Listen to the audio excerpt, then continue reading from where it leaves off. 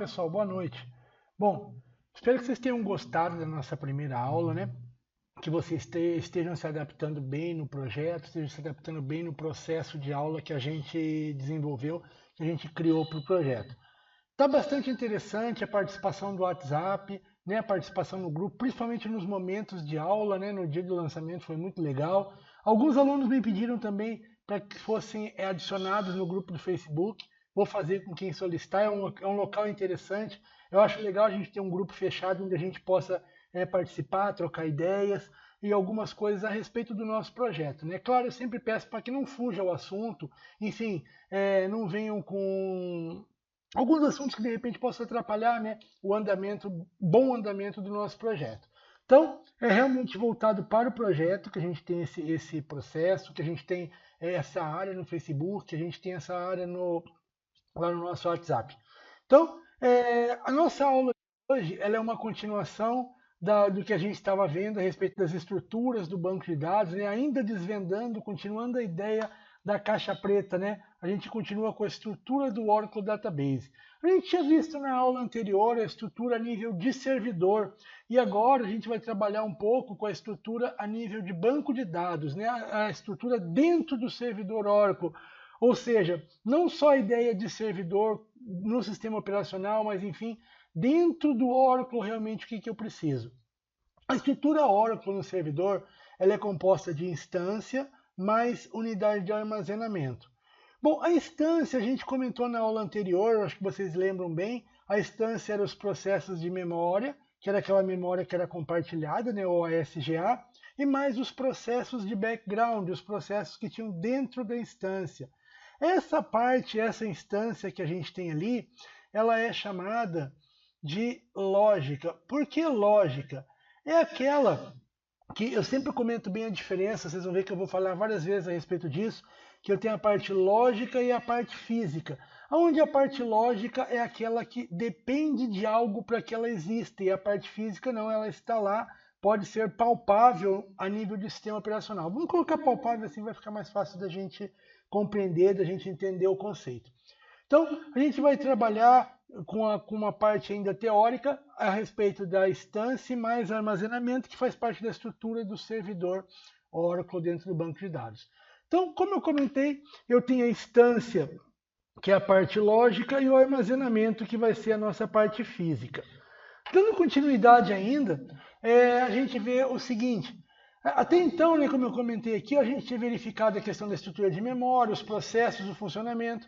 Porém, tudo que a gente viu são chamados de itens lógicos. Eu coloco o item lógico porque, como eu já disse, ele depende de alguma coisa para que ele exista. Né? Ele depende de alguém para que a sua existência seja realmente real. Mas o exemplo depende do quê? Bom, a parte lógica do banco de dados, ela depende basicamente que eu tenha uma estrutura de instância no ar. O que é isso? A gente vai ver ainda hoje que o banco de dados tem alguns estágios, que ele vai desde desligado, completamente desligado, até o momento que ele pode começar a trabalhar, que o usuário pode começar a trabalhar com ele.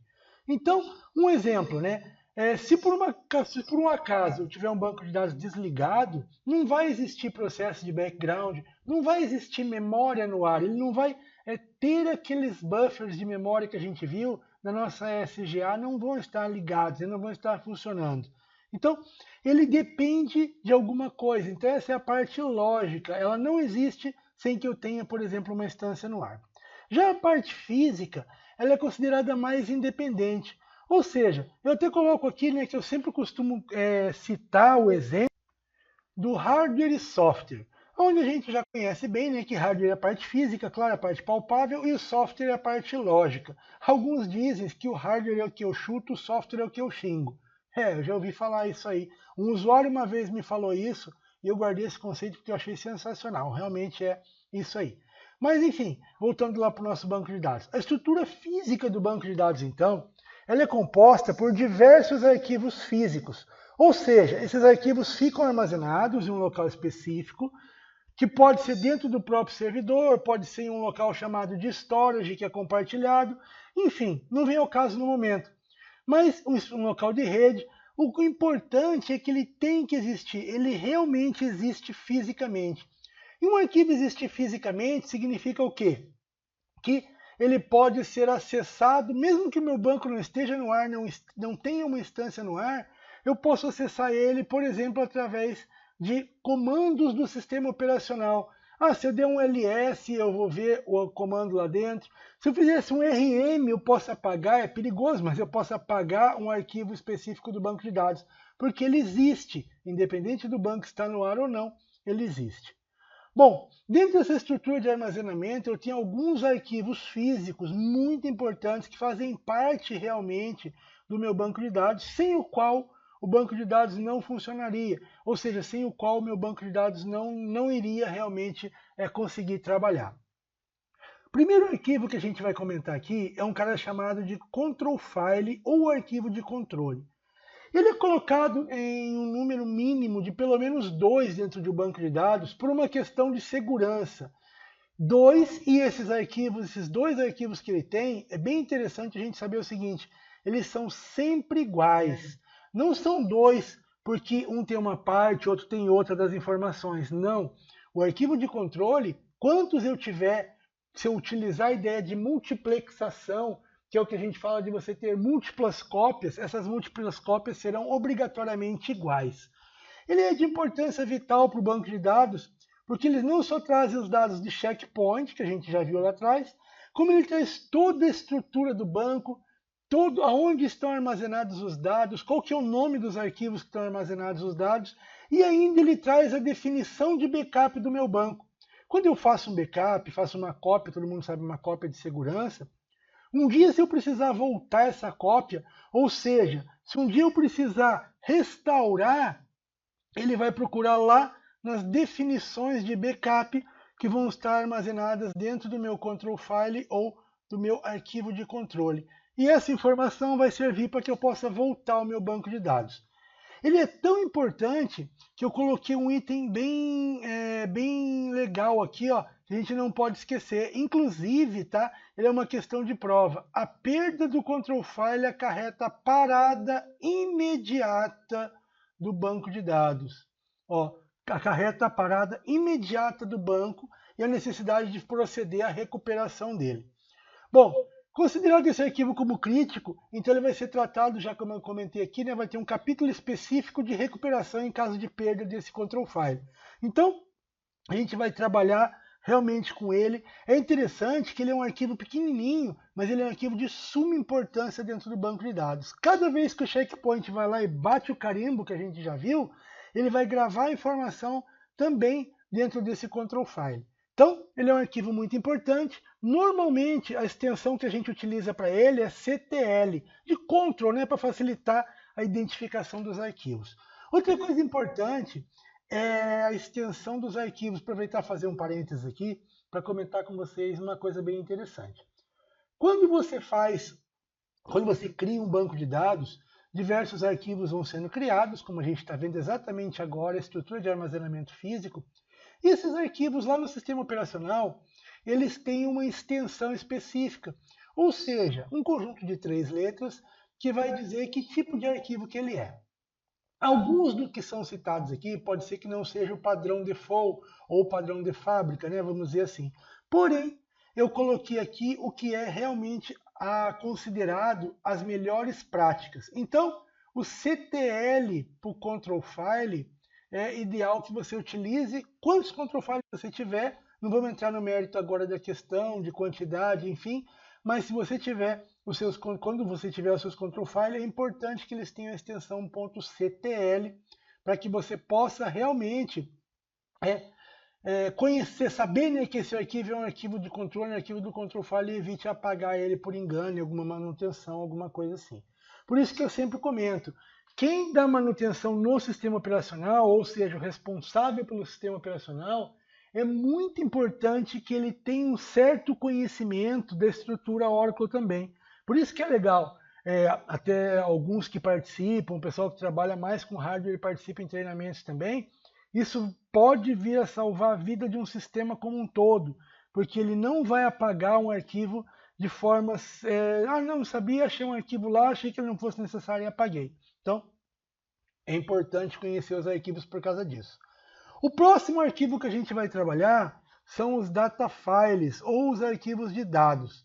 Os data files são os caras muito importantes também. A ideia do data file é o seguinte, ele é o arquivo de dados em si. Ou seja, lembra que a gente viu na aula anterior que eu tinha, por exemplo, uma tabela? Tinha uma tabela lá de funcionários, eu tinha aquela tabela lá de participantes em um determinado treinamento. Bom, essa tabela, ela fica armazenada no banco de dados, para quando o meu sistema for baixado, tiver um problema, o sistema cair, quando voltar os dados estarem lá novamente. Imagina se perdesse, né? Se essas informações só ficassem em memória e perdesse. Para isso, a gente já viu que existe um processo que faz a gravação, que é o processo, lembrou o nome dele? O DB Writer. Então, o DB Writer faz a gravação do data file.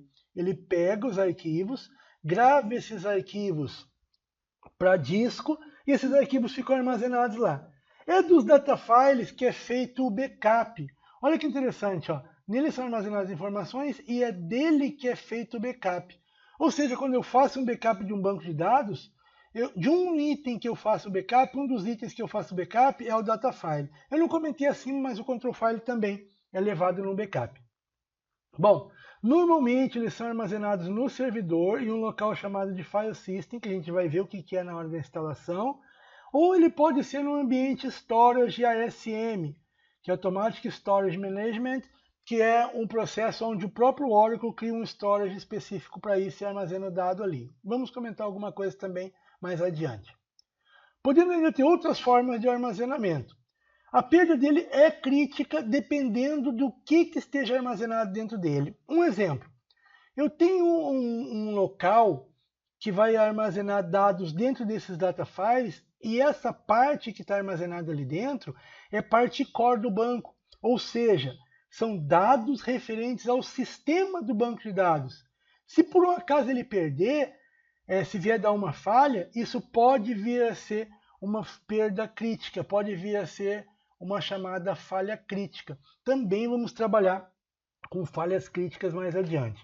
Então, o que eu quero que vocês saibam dos data file agora é que, basicamente, um data file, ele tem as informações, ele grava as informações específicas do banco de dados, né? E um data file, ele pode ter um data file normal, ele pode chegar a ter 32 GB em apenas um data file, ou seja, pode armazenar 32 GB de informação ali dentro, certo?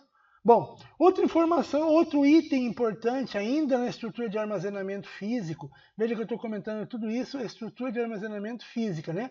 A estrutura física de armazenamento que eu tenho ali dentro. Então, outra coisa que eu tenho armazenado ali dentro também são os meus online Redlog files. A gente já comentou a respeito do Redlog, lembram que eles guardam as informações, como a gente já viu, e aquelas informações de como refazer, né, de como redo, ou seja, de refazer, elas são armazenadas naqueles arquivos que a gente viu, que faz a troca cíclica, né, e aquele momento lá, o que vai fazendo a gravação dentro dos arquivos de Redlog. Bom, conforme a gente já comentou, ele existe lá, eles são muito importantes. E a extensão deles, sendo arquivos físicos, é .log. Algumas vezes, tá, pode acontecer em algumas instalações eles estarem com .dbf. Eu não gosto de utilizar .dbf porque eu acho que confunde com data file. Eu acho que cada um deve ter a sua extensão. Ele é colocado como .log. Porém, como eu coloquei aqui, né, é muito importante, eu vou grifar isso aqui, porque isso aqui realmente é uma coisa muito importante que a gente saiba, é o seguinte, cuidado, desavisados podem confundir com arquivos de log e apagá-los. Muito cuidado com isso, tá? Porque se por um acaso alguém for lá e apagar esse arquivo de log, o redlog, o que vai acontecer? Você vai poder ter que fazer uma recuperação do banco de dados por causa disso. Então, cuidem com isso, muito cuidado com esses arquivos. E como eu já comentei, né, quem trabalha com gerenciamento do sistema operacional que não conhece banco de dados, é interessante que conheça para evitar essas falhas, para evitar esses problemas que podem vir a ter. O nosso próximo arquivo da estrutura é o arquivo de parâmetros ou ainda parameter file, né, como a gente pode ver em algumas leituras, em alguns materiais a respeito de Oracle, enfim. Bom, Eu gosto de chamar ele como arquivo de inicialização ou arquivo de parâmetros de inicialização, como está colocado aqui, que eu acho que é bem, que define bem o que ele é, ó, parâmetro de inicialização. Por quê? Ele é responsável pelo armazenamento de todas as configurações que vão ser lidas no momento que o banco de dados sobe. O que é um banco de dados subir? A hora que eu carreguei a instância, que o banco está se encaminhando para funcionar, né, para estar operacional, nesse momento ele lê alguns parâmetros para ver, como por exemplo a quantidade de memória, SGA, PGA, como que esse banco vai subir, como que esse banco vai estar no ar para que o usuário possa trabalhar com ele. Bom, esses dados que são alterados, eles têm que ser persistentes. Olha outra palavra-chave aqui, ó. Então, quando eu altero os dados no parâmetro de inicialização, eles devem ser persistentes, ou seja, para que quando o banco baixar, quando ele subir novamente, as configurações estejam lá. Ou seja, né, para que ele não apague toda vez que eu subir o banco, eu tenho que reconfigurar isso. Existem basicamente dois tipos de arquivo de parâmetros que a gente trabalha com eles e que são bem úteis, né, bem importantes da gente conhecer. Um chamado de SPFile, que ele é um arquivo binário. O que vem a ser um arquivo binário? É um arquivo que ele é lido e gravado pela instância no processo de carga, ela lê, né, quando carrega a instância, quando o banco de dados começa a subir, e quando eu faço alguma alteração e quero que essa alteração seja persistente, automaticamente essa alteração vai ser armazenada, vai ser gravada no arquivo de parâmetros, que é o meu SPFile, para quando o banco subir, essa alteração esteja lá, esteja confirmada. Bom, esse é um arquivo binário. Porém, existe outro arquivo que é chamado de SPFile. O pfile. O pfile é um arquivo texto, ele pode ser lido, editado com VI, com edit, enfim, ele pode ser alterado manualmente pelo usuário. Qual que é a vantagem? Se eu quiser alterar um parâmetro de inicialização dentro de um pfile e mandar o banco subir lendo esse arquivo, ou seja, mandar a instância carregar lendo esse arquivo, ele vai carregar com o parâmetro que eu coloquei ali dentro. Muitas vezes ele é utilizado em algumas tarefas de manutenção.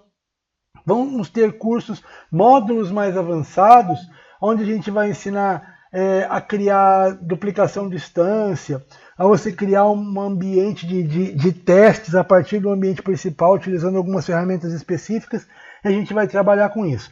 No nosso módulo DBA Júnior mesmo, ainda vamos fazer diversas referências ao pfile e ao SPFile. No momento oportuno eu vou comentar sobre eles novamente. Aqui só para a gente ter uma ideia, né, para a gente saber, eu acho interessante que vocês saibam onde esses arquivos vão estar armazenados. Tanto o SPFile quanto o pfile, por default, né, por padrão, eles vão ficar armazenados em um ambiente Linux, eles vão ficar armazenados num ambiente que a gente vai comentar ainda quando a gente vai fazer a nossa instalação, que vai ser um file system, ou seja, vai estar num sistema de arquivos específico, e esse sistema de arquivos vai ser colocado dentro desse local, o 01, app, Oracle, Product. A diferença é que eu tenho aqui 11.2.0 quando é a versão 11, né, e 12.1.0 quando a gente estiver trabalhando com a versão 12. Como eu já comentei, vamos trabalhar com as duas versões. Então o que eu quero que você grave desse slide aqui, dessa parte aqui específica, é que o SPFile é o cara que serve para que eu faça persistência. Quando eu faço alteração num parâmetro que eu quero que ele seja persistente, automaticamente eu digo para o Oracle, olha, eu quero que isso seja persistente, e o Oracle sozinho já vai pegar e vai gravar esse cara lá dentro do SPFile. Isso é muito importante. Bom, ainda continuando, né, toda vez que eu fizer uma alteração, que eu quiser fazer uma alteração do banco de dados, ou seja, que eu quiser alterar um parâmetro de inicialização, a primeira coisa que eu vou ter que ter em mente é o seguinte: que tipo de parâmetro que eu estou alterando? Existem basicamente dois tipos de parâmetro de sistema de banco de dados, né, que eu vou poder alterar ali dentro, que eu vou alterar muitas vezes para melhorar a performance, por um gerenciamento, enfim. Mas os dois tipos que eu tenho são estático e dinâmico. Um parâmetro estático é aquele que eu preciso reiniciar o meu sistema para que essa alteração tenha efeito. Então esse cara é o estático. O estático lembra bem, sabe aquela alteração quando você faz uma instalação lá dentro do Windows? Hoje até que não é tão comum, mas versões mais antigas do Windows Para qualquer coisa que você fosse alterar, ele te pedia: deseja reiniciar o computador? Para terminar, precisa reiniciar o sistema. E você tinha que dar um reload lá, ele voltava, reiniciava todo o sistema, fazia aqueles registros de DLL, aquela informação toda lá, que às vezes era um pouco inconveniente, né? Eu digo até que na grande maioria das vezes é sempre inconveniente quando eu preciso restartar um sistema por uma alteração. Então, esse é o tipo de parâmetro estático. Quando eu precisar alterar um parâmetro estático, automaticamente eu vou ter que fazer o restart da minha instância. Porém, para nossa sorte, a maioria dos parâmetros de inicialização são dinâmicos. Ou seja, eu não preciso reiniciar o banco. Eu só fiz a alteração e já ele está valendo. Então, como eu comentei aqui, ó, o estático necessita reiniciar a instância, já o dinâmico não precisa. Isso é muito importante. Bom, a gente sabendo essa informação, então eu tenho que definir, sempre que eu fizer uma alteração, eu posso citar qual o escopo dessa alteração. O que é escopo? Escopo, ou seja, quando que ela vai valer? Ela pode valer já, no momento, ela pode valer somente quando o banco for reiniciado, e ela pode valer somente para a memória. Para a memória significa assim, baixei o banco, quando eu subir, ele volta para o valor default e não mais para aquele que eu alterei. Vamos entender então essas três formas no comando, como que ele vai funcionar. Primeiro, eu vou trabalhar o persistente, é aquele que valerá após o banco ser reiniciado e quando é lido o arquivo. Então, eu quero que ele seja persistente e que ele também só valha depois que eu pegar e reiniciar o meu banco. Então vamos ver o detalhe. Bom, primeiro, toda vez que eu quiser fazer uma alteração em qualquer parâmetro do meu banco de dados, parâmetro de inicialização, eu vou utilizar esse cara aqui, ó, esse comando, alter system set. Depois do alter system set, o que vem aqui é o que eu quero alterar e o valor dele. Então eu estou alterando para o sistema, veja que eu coloquei system, eu estou alterando para o sistema o SGA target para 10 GB. E coloquei ainda que o escopo dele é SPFile. Aqui está a grande jogada em questão de prova, inclusive. Quando eu defino escopo igual a SPFile, significa dizer o seguinte, que essa alteração vai ser armazenada somente no SPFile e não vai estar em memória. Ou seja, eu vou ter que baixar o banco e subir para que ela seja lida novamente. Essa forma de alteração com o escopo SPFile serve em duas situações. Quando eu não quero alterar o parâmetro no momento, ainda que ele seja dinâmico, e para os parâmetros estáticos, aqueles que realmente exigem um restart, um reiniciar da instância. Perfeito? Bom, outra coisa importante que a gente tem que ver aqui também é uma segunda forma, né, de alteração. Imagina que eu quero alterar, eu quero que seja persistente, ou seja, que quando baixar ele retorne, mas eu também quero que seja alterado imediatamente. Ou seja, fiz a alteração, o banco já vai ler, já vai sair trabalhando nessa nova configuração que eu fiz.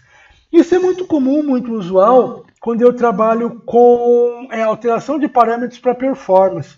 Então, muitas vezes eu preciso utilizar, lançar mão desse recurso para que ele me ajude, para que seja útil isso para mim. Um exemplo aqui, então, que eu quero que seja persistente e que será alterado imediatamente. Vale lembrar algo muito importante, eu vou até grifar aqui, porque isso é um item bem importante. Exige que o parâmetro seja dinâmico.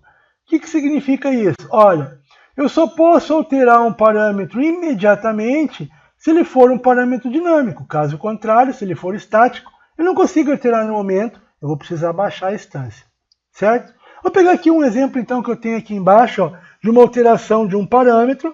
Esse parâmetro ele é um parâmetro dinâmico e ele vai ser alterado tanto exatamente para agora, ou seja, já em memória, quanto ele vai persistir caso eu baixe a minha instância. Alter system set, como eu já comentei. Feito isso, o nome do parâmetro Optimizer Index Cost ADJ é o valor que eu quero para ele, que é o valor de 80. Esse é um parâmetro, só por curiosidade, de inicialização, que vai trabalhar lá em performance, a gente vai trabalhar com ele para verificar a forma de como o banco vai acessar os dados, tá? Isso é assunto para um outro módulo, mas enfim, ele é um parâmetro de inicialização ligado à performance. E quando eu faço alteração e não coloco o escopo, você pode ver, ó, não tem nada aqui na frente de escopo. O default é eu colocar scope que ele tenha essa informação, seja armazenada dentro do SPFile. Quando eu não coloco nada, ele altera no SPFile, que é o default lá no SPFile, e ele trabalha com um escopo que ele chama de buff, ou seja, um escopo ambos, B-O-T-H, o scope buff. Eu posso colocar scope igual a buff, ou não colocar nada, que ele automaticamente vai gravar no SPFile e vai tornar essa informação em memória também. Então, essa alteração aqui eu posso dizer que quando o banco voltar, se o banco baixar e subir, vai continuar com esse dado que eu armazenei, vai continuar dessa forma. Isso é bem importante também, é uma coisa que a gente trabalha muito no gerenciamento de banco de dados. Bom, agora uma ideia de não persistente, ou seja, eu quero alterar um parâmetro, mas eu não quero que o parâmetro permaneça quando a instância for reiniciada. Eu só quero que ele seja gravado em memória. Então, o alter system set, que a gente já viu, o nome do parâmetro, só que o escopo que eu utilizo, eu vou utilizar uma palavra-chave, que é a palavra memory. Com ele, eu vou fazer o seguinte, ó, com o memory, eu coloco que os dados estejam simplesmente alterados para a memória. Ou seja, quando eu baixar o meu banco e subir novamente, sumiu essa informação, ele volta para um padrão default. Outra coisa interessante é eu comentar que os parâmetros dinâmicos, ou seja, aqueles parâmetros que podem ser alterados sem precisar baixar o banco, eu ainda posso setar eles com o comando alter session set, e não simplesmente alter system. Qual que é a diferença? Quando eu seto alter session set, sabe quando a gente viu na aula anterior que eu faço uma conexão com o banco de dados? Ou seja, o meu usuário vai lá, solicita uma conexão e se conecta ao banco. Eu posso mudar simplesmente para aquela janelinha um parâmetro. Eu quero fazer um teste de performance, eu quero fazer um teste específico, então eu posso alterar esse valor a nível de sessão e fazer o teste na minha sessão. Vocês já sabem que quando eu desconectei a sessão, desliguei a sessão do banco, automaticamente ele perde essa informação. E o legal, quando eu faço alter session, eu não altero todas as outras conexões do banco. Ou seja, eu não impacto ninguém. Isso é bem interessante para fazer um teste de performance. Quando o banco está no ar, eu não posso atrapalhar ninguém. Também isso é visto na questão, quando estivermos trabalhando no módulo de performance, né, a gente vai ter um módulo específico de performance, não no DBA Junior, mas vai ter um módulo específico de performance, um curso específico de performance, a gente vai trabalhar com isso novamente. Bom, como verificar o valor de um parâmetro no banco de dados de forma rápida? Ou seja, eu quero ver qual valor está setado. Eu já setei o Optimize Index Cost TDJ para 80, SGA Target para um valor, mas qual que é o valor? O que está no banco? Existe um dicionário de dados que a gente já viu, que fica dentro da SGA, lá dentro da Library Cache, que ele traz as informações, ainda que o banco não esteja aberto, ele traz alguns parâmetros, algumas informações a respeito do banco. Um dessas views de dicionário de dados, view é porque ela é uma visão do dicionário de dados, ela me traz informação do dicionário de dados, é a $$ parameter. Vocês vão ouvir falar bastante desse termo $. Sempre que vocês ouvirem falar em $, são views dinâmicas, são informações dinâmicas porque elas podem ser alteradas a qualquer momento. Ou seja, um parâmetro você mudou, o resultado dessa view vai alterar. Existem algumas views que elas fazem controle de memória, a utilização de memória. Eu posso fazer um select nela agora, se eu fizer um select 3 segundos depois, ela vai estar alterada. Por isso que ela é chamada de view dinâmica de dicionário de dados. Ela é uma view dinâmica que vai me trazer essa informação. Então essa $$ parameter, eu fazendo um select nela, todo mundo sabe que select é a forma de recuperar informações de um banco de dados. Eu fazendo um comando que tem aqui, ó, select asterisco from $$ parameter, ela vai me trazer todos os parâmetros e os valores de configuração que eu tenho nela. Mas é claro, eu não vou querer ver todos, eu vou querer saber a respeito de um específico na grande maioria das vezes. Então, eu vou logar no SQL Plus, que é uma ferramenta que a gente utiliza para conectar com o banco de dados. Vamos trabalhar com ele também na prática. E vou fazer um comando, 2 comandos específicos eu posso utilizar para saber essa informação. Eu posso utilizar o comando show, como a gente vai ver no slide próximo aqui, ó. Eu posso fazer o comando com o comando show parameter SGA. Então eu coloco show parameter, esse é o padrão. Esse show parameter que eu tenho aqui, ó, esse cara, ele é realmente o comando específico, né, que eu vou utilizar. Quando eu coloco show parameter, esse cara aqui, ele vai ser o comando específico. Agora, o que eu quero saber? Bom, eu quero que ele me traga todos os parâmetros que tenham a palavra SGA. Legal! O que ele vai fazer? Ele vai trazer para mim ali tudo que está ligado a SGA. Veja, lock SGA, prepage SGA, SGA max size e o que eu queria saber que está aqui, ó, o meu SGA target. Então, ele vai me trazer, tem um valor específico lá do meu SGA target, está setado para 0. A gente vai entender também o porquê que está setado para 0. E eu coloquei aqui que o máximo da minha SGA que eu posso chegar é 84 GB. Vamos aprender isso aqui no gerenciamento de memória na prática. Outra forma de ver a questão de valores é fazendo um select, pedindo qual que é o nome do parâmetro e o valor do parâmetro da $parameter. Lembra da $parameter que a gente acabou de ver no slide anterior? Então eu faço um select pedindo o nome e o valor do parâmetro e ele vai me trazer quando o parâmetro for SGA target. E eu vou pegar a informação do SGA target específico. Então ele me trouxe o nome do parâmetro, aqui está o nome, ó, o nome é essa informação aqui, e o valor que é 0. Ou seja, ele não está setado um valor específico, porque a gente vai ver futuramente que ele está feito um set automático de memória. Não se preocupe por enquanto, a gente vai trabalhar com isso no futuro. O que eu quero que você veja aqui é o seguinte, a ideia de para que serve um arquivo de inicialização, um arquivo de parâmetros de inicialização e como verificar esse arquivo. Para que esse arquivo é útil no nosso dia a dia, como a gente trabalhar com ele. Certo? Ainda dentro da estrutura de armazenamento física, né, que é a estrutura física de armazenamento também pode ser, eu vou ter ali o arquivo de senha ou ainda password file. Vocês podem chegar e perguntar para mim, mas Raul, um arquivo de senha parece uma coisa arcaica, para que isso serve? Bom, vamos entender, né? A princípio eu concordo com você que parece estranho. Por que autenticar com arquivo? Qual que é a ideia? Mas vamos analisar o seguinte. Imagine então que você é o DBA. Bom, você está em casa, você está de plantão, mas você está em casa. E aconteceu que o banco de dados que você dá manutenção, esse banco caiu. Ou seja, esse banco você não consegue subir o banco. E a forma de conexão sua com o banco de dados, que você tem lá no seu sistema, que você utiliza, enfim, é através de um client instalado na sua máquina. O que é um client, primeiro? Um client é uma ferramenta, já comentei a respeito do client alguma coisinha, é um software client. O client é uma ferramenta que fica instalada no seu notebook, no seu desktop, enfim, que permite conexão com o banco de dados Oracle. Então, você é o DBA e o banco caiu, e você precisa conectar no banco para fazer o banco subir novamente. Legal, mas vamos imaginar então, qual que é a ideia que a gente tinha até agora, qual que é a visão que a gente tinha até agora? Bom, existe um usuário no banco de dados. Esse usuário tem uma senha e essa senha fica armazenada no banco de dados. Começaram a entender? Começou a clarear? Ainda não? Vou explicar. Bom, imagine que o banco caiu. Aqui está a palavra-chave, o banco caiu.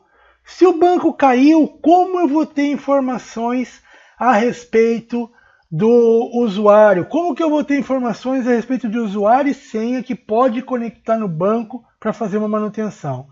Vamos dizer, Raul, mas e a memória? Mas vamos imaginar que o banco caiu tudo, caiu a memória também. Eu não consigo subir a memória, eu não consegui subir o primeiro estágio do banco, subir a SGA. Entenderam? Então, para isso serve o arquivo de senha, que é um arquivo criptografado, naturalmente, e ele vai trazer a senha do usuário master do banco, que a gente vai ver que o usuário que se conecta com o banco fechado é o usuário sys, e ele tem um poder, e o nome desse poder dele é poder sysdba. A gente vai chamar de privilégio sysdba, ou o poder de se conectar como sysdba.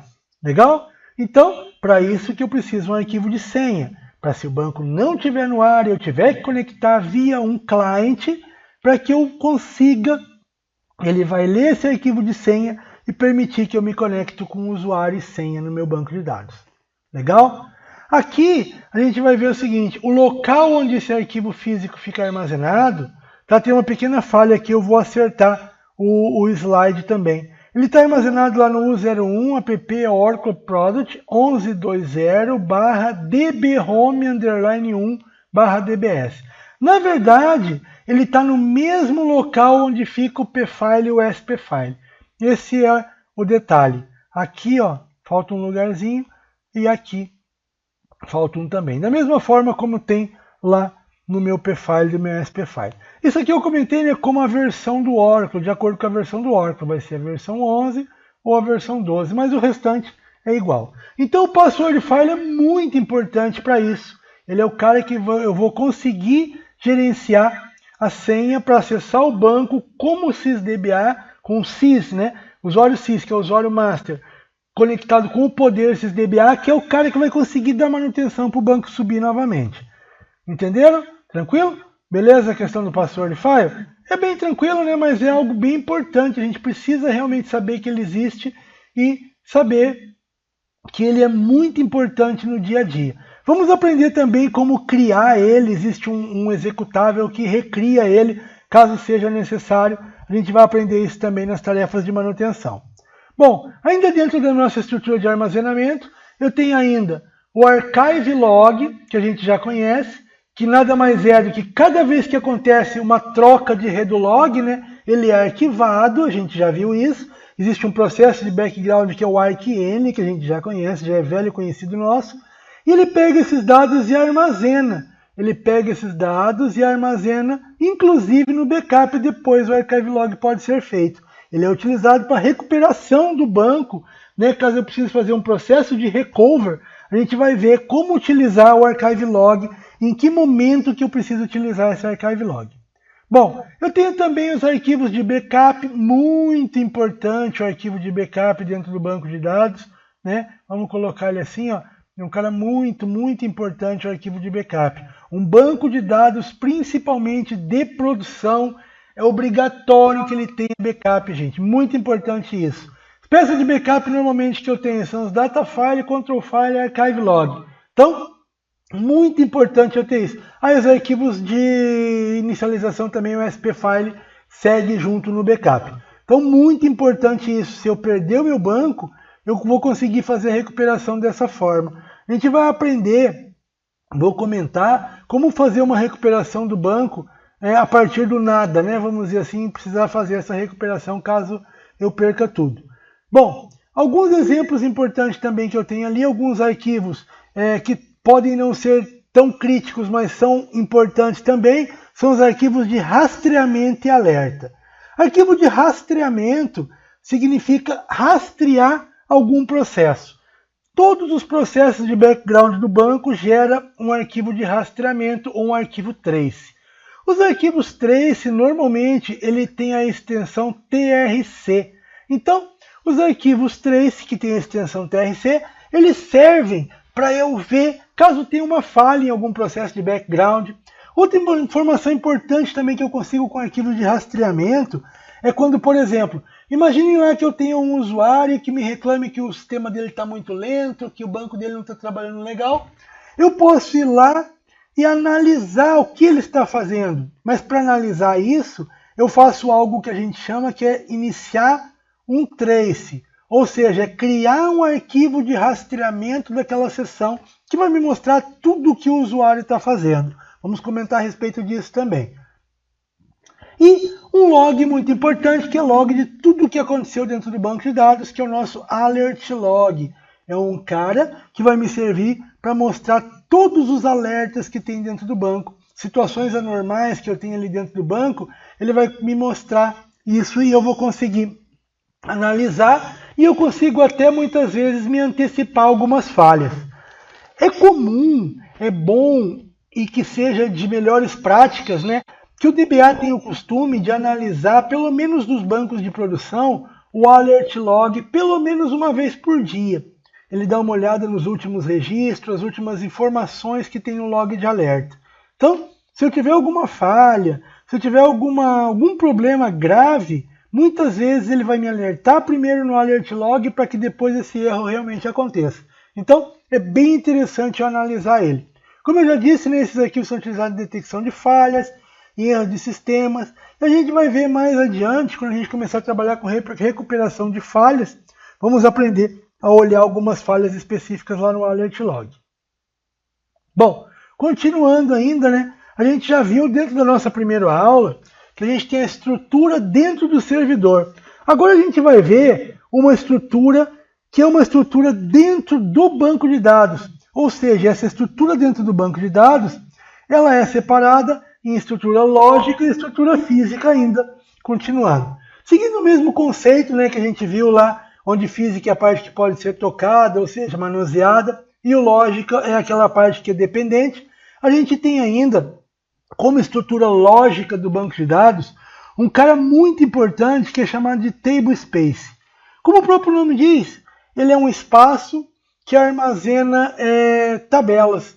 Ou seja, ele armazena os dados, vão ficar organizados dentro de table space.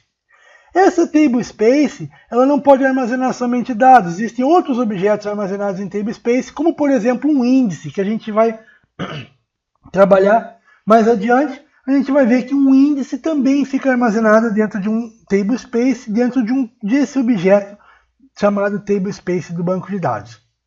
Bom, esse é um item chamado lógico, porque lógico, como eu já comentei, se o banco tiver baixado, um table space não vai conseguir ser acessado. Existem também, como a gente já viu, os data files, que são os arquivos físicos, que já comentamos anteriormente. Por que eu comentei do data file aqui de novo? Não é que esteja sendo repetitivo, não é que esteja sendo confundindo o conceito.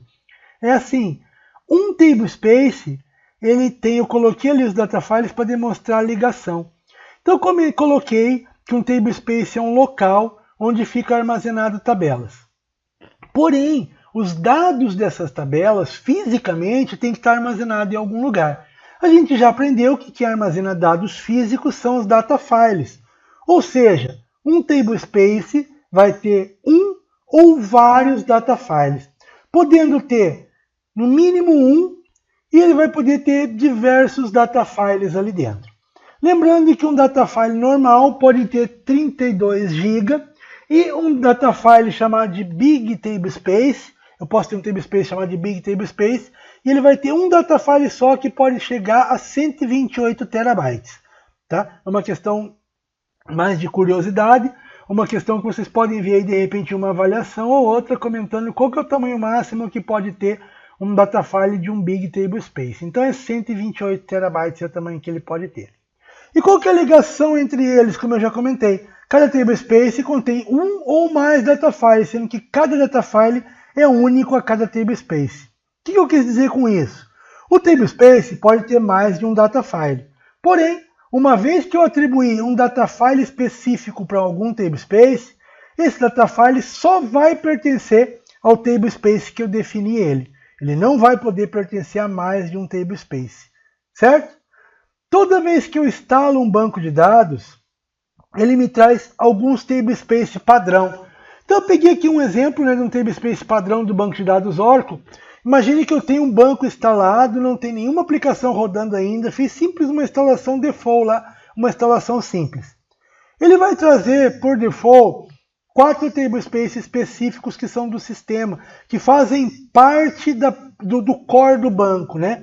O table space system, que é um table space muito crítico, ou seja, ele vai ter, como a gente já comentou, né? Cada um deles, ele vai ter os seus data files. Cada um deles vai ter o grupo de data files, ou um data file só, mas enfim, ele vai ter os data files específicos.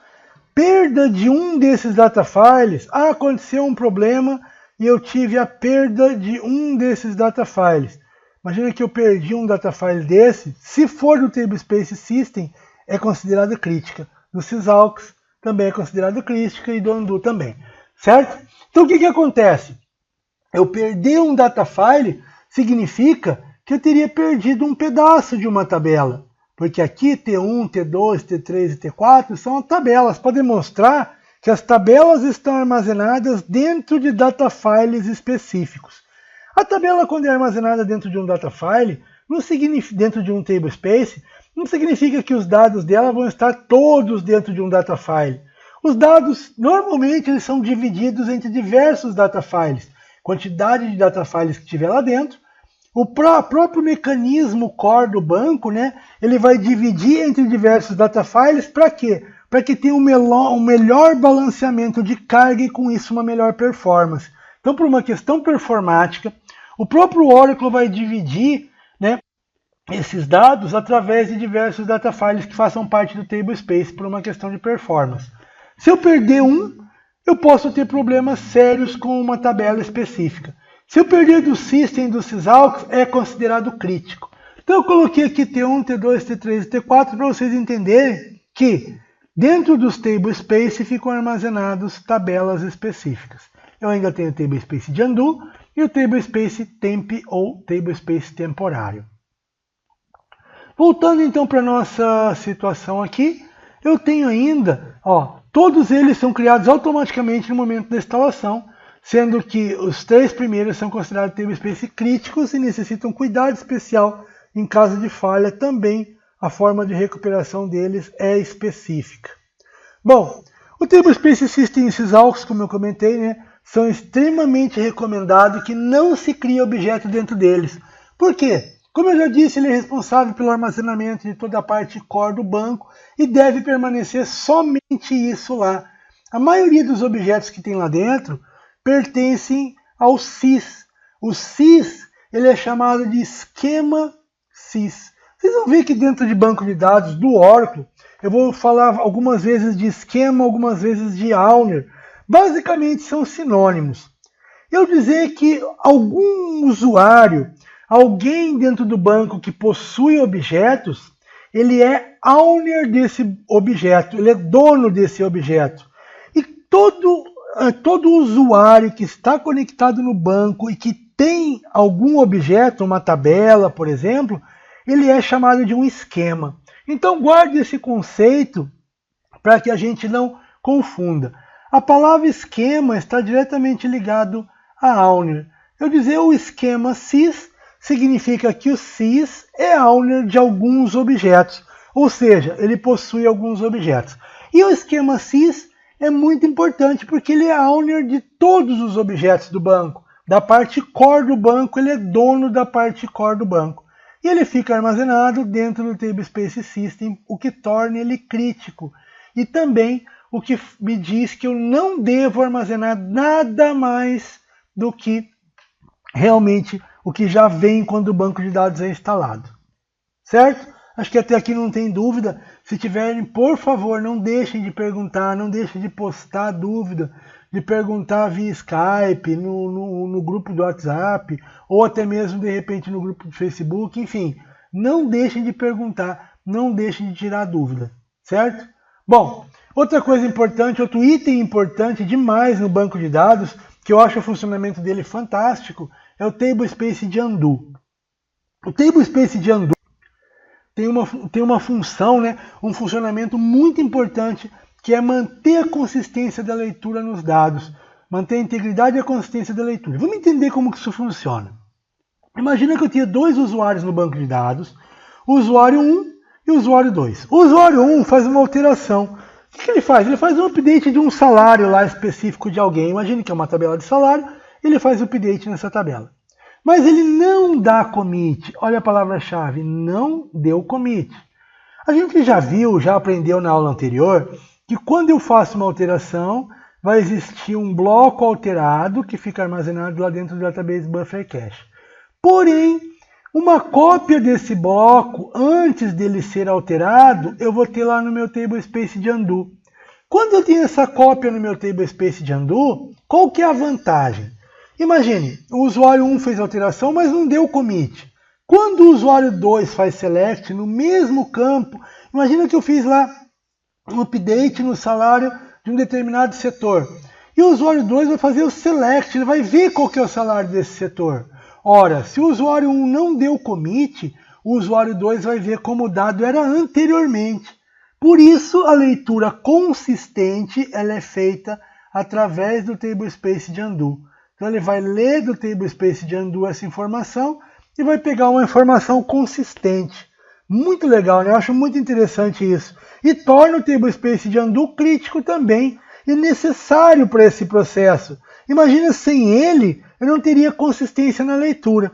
Imagina se o usuário fez a alteração, não deu commit, mas o usuário 2 já conseguisse ver essa solicitação, já conseguisse ver essa alteração. Aí o usuário 1 pegava e dava rollback. Só que o usuário 2 não ia saber disso, ele ia achar que estava com a alteração feita ainda. A gente ia criar uma confusão desnecessária. Por isso que é para manter a integridade e consistência. Gravem essas palavras que estão diretamente ligadas a undo, integridade e consistência. Então, próxima ideia aqui, né, é só explicando aquilo que a gente já viu. Imagina que ele fez um update setando o salário para 1.500, quando o grupo do Employee ID for igual a 1.200. Foi aquilo que eu falei, né, quando ele pegar o código for a 1.200. Então, ele vai ler, quem vai fazer essa leitura consistente vai ser através do undo. E ele também serve para caso eu precise fazer o rollback. Puta, eu coloquei para 1.500, mas não era isso que eu queria. Eu queria colocar para 1.450. Faço o rollback. Fazendo o rollback, o que ele vai fazer? Ele vai pegar o dado que está no undo, vai voltar novamente e vai voltar o dado como ele era antes. Então, por isso que é importante da gente trabalhar, da gente saber como que funciona o tablespace de undo, qual que é a ideia dele. Manter a consistência e integridade. Bom, algumas literaturas, né, eu comentei aqui ainda, algumas, principalmente literaturas antigas, ele pode tratar o tablespace de undo como tablespace de rollback. Então, só para vocês saberem se encontrarem, estamos falando do mesmo local, estamos falando do mesmo cara, né, do mesmo tablespace. Então, é alguma coisa bem interessante a gente ter esses tablespace em mente, ter essas informações ali, porque vai ser falado muito no decorrer do curso, vai estar sendo relembrado isso no decorrer do curso, quando a gente trabalhar com as falhas, com os sistemas, a gente vai comentar a respeito disso. Por isso que é importante você ter essa visão, você saber para que serve realmente esses tablespace, qual que é a função deles. Agora a gente vai ver uma outra situação muito importante, que eu já comentei quando eu falei de SPFile, eu comentei quando eu falei de memória, que são os estados da instância no banco de dados Oracle. Bom, a instância existe basicamente 4 estágios, 4 situações que ela pode estar.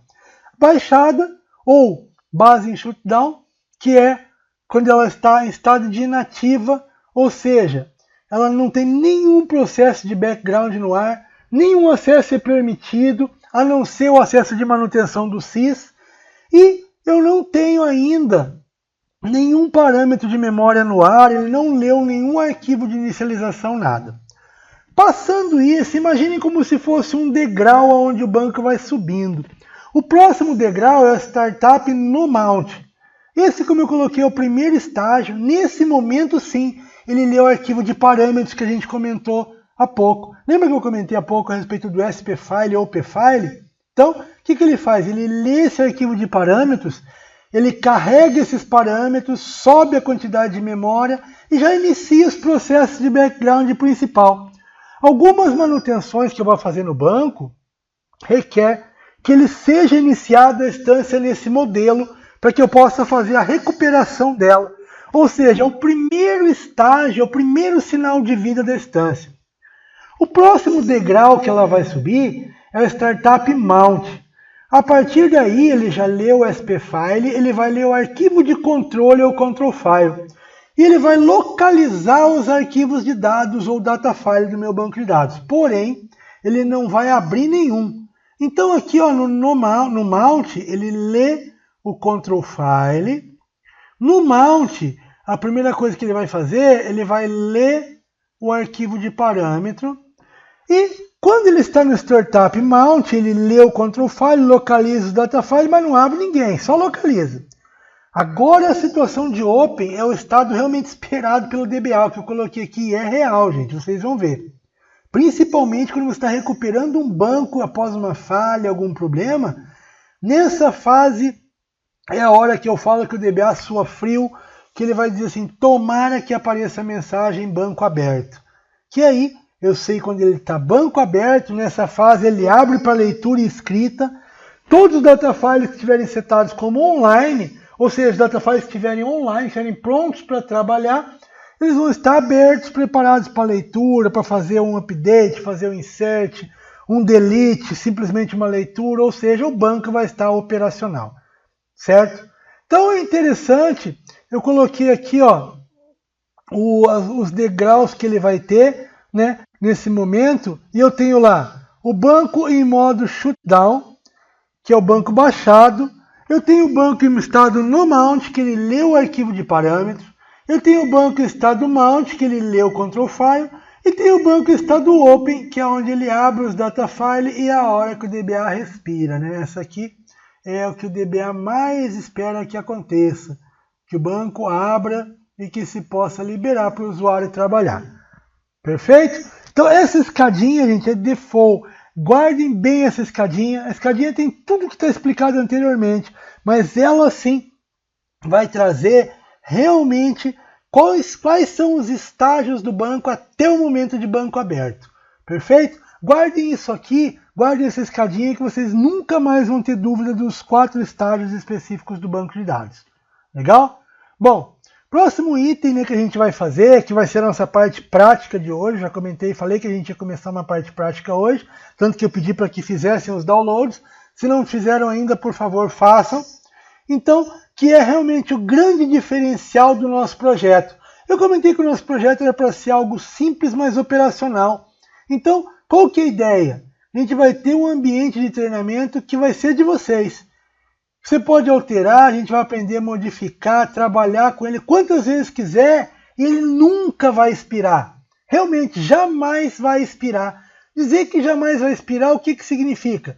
Significa dizer que o meu ambiente nunca vai ser perdido, nunca vai vencer. Eu vou poder utilizar ele sempre que eu quiser reforçar os exercícios, que eu quiser refazer os exercícios do módulo, vai estar lá bonitinho. Inclusive eu vou ensinar como fazer backup, como trabalhar com a questão de snapshot, que a gente fala, que é você manter ele independente de alguma alteração que seja feita e tal, você conseguir voltar um backup simplesmente da sua máquina virtual. É o que a gente vai trabalhar. O nosso primeiro item da parte prática é a máquina virtual ou ainda VirtualBox. Então, no nosso treinamento, a gente vai trabalhar com alguns softwares, né, específicos, que vai ser a VirtualBox, o Oracle Linux, o Oracle na versão 11 e o Oracle na versão 12. Então, vamos trabalhar com todos eles e vai ser bem importante.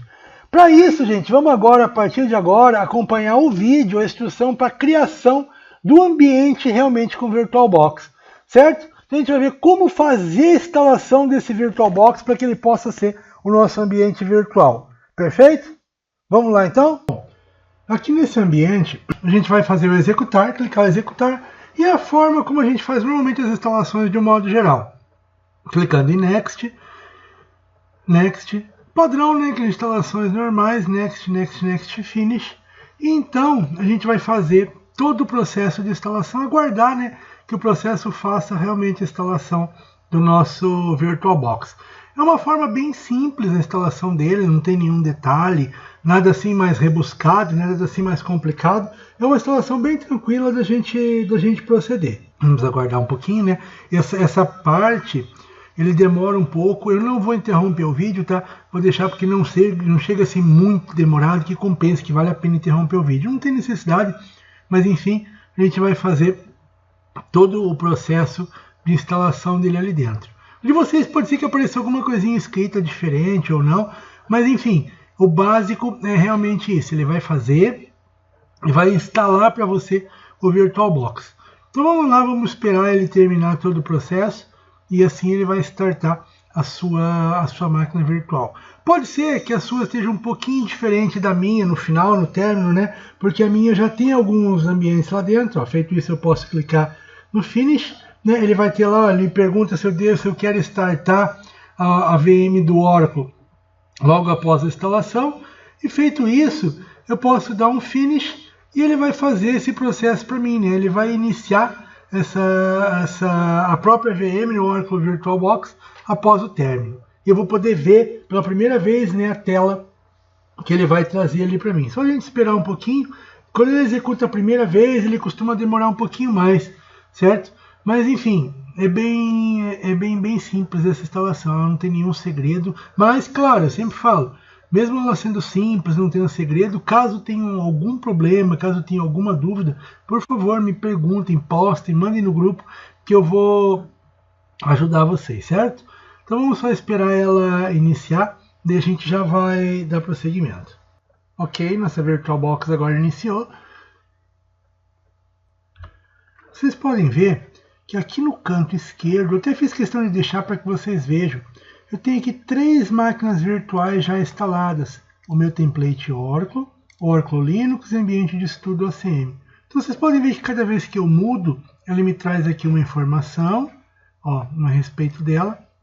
E aqui no momento ele está trazendo o nome, porque nenhuma delas está ligada, todas elas estão desligadas. Então essas máquinas virtuais que eu tenho ali dentro vão emular sistemas operacionais específicos. O que é emular? Vão fazer de conta que eu tenho aquele sistema operacional específico. Por que isso é legal? Bom, diversas informações, diversas utilizações eu posso ter para a máquina virtual. Mas no nosso caso, eu diria que o principal é eu poder, além de na minha máquina Windows, que a grande maioria do pessoal tem um notebook Windows, um desktop Windows, eu poder instalar um Linux à parte nele para poder trabalhar o meu processo. E ainda eu poder trabalhar com uma ideia muito legal que é de snapshots. O que é um snapshot? Vou pegar um exemplo aqui só para vocês entenderem. Então esse aqui é um ambiente que eu utilizo para estudo da certificação Master do Oracle. Vou pegar só um exemplo para vocês verem aqui. Ó. Eu tenho aqui diversos snapshots. Então quando eu iniciei o estudo, lá numa data que eu criei essa VM, depois disso eu fiz a instalação do binário em modo silent, eu fiz uma volta de backup. Então o que aconteceu? Cada situação dessa nova, eu vou aqui e crio um snapshot. Snapshot nada mais é do que como uma foto de como está o sistema no momento. Aí imagine que eu vou lá, faço uma alteração e tal. Puxa, não ficou legal, deu algum problema, eu posso voltar o snapshot inteiro. Olha que legal. Então você pode fazer um exercício. Imagine que eu estou trabalhando na versão 11 do Oracle para migrar para o 12, fazer o upgrade. Então, quando eu terminei de instalar o 11, eu vou lá e crio um snapshot. Vou tentar fazer o upgrade para o 12, se não der certo, eu volto o snapshot e tento novamente. Ou ainda, o que é mais legal, deu certo, mas daqui a um tempo eu quero refazer, eu volto o snapshot de como estava na versão 11 e refaço o meu exercício novamente. É muito legal, acho muito show de bola isso. Bom, uma coisa então que eu vou ensinar para vocês agora é como fazer, como criar essa primeira máquina virtual que a gente tem. Perfeito? Como que eu vou criar essa primeira máquina virtual? Como que eu vou criar essa máquina para instalar o nosso Linux, Oracle Linux, para fazer o nosso projeto, certo? Bom, vamos lá então. Primeiro passo que eu vou fazer, eu vou primeiro conhecer, né? Eu acho legal conhecer essa nossa VirtualBox, conhecer como ele trabalha. Eu acho nada mais fácil do que conhecer já criando a nossa primeira máquina virtual, né? Já criando o nosso primeiro espaço. Então, eu vou vir aqui em novo, eu vou colocar o nome ali que eu quero. Eu vou colocar aqui projeto DBA módulo Júnior. Módulo DBA Júnior, para saber qual que eu quero. Outro item importante, qual a plataforma que eu vou criar? Que plataforma que eu quero? Não é a plataforma que eu tenho, é qual plataforma que eu vou montar esse ambiente. Veja, podia ser a plataforma Windows mesmo, Linux, Solaris, BSD, IBM OS2, macOS ou alguma outra plataforma. A minha plataforma vai ser a plataforma Linux, então eu vou escolher ela e vou ver qual que é a distribuição, qual o Linux que eu vou colocar. Veja que ele aceita diversas versões do Linux. O que eu vou trabalhar com ele aqui, eu vou trabalhar com Oracle 64 bits.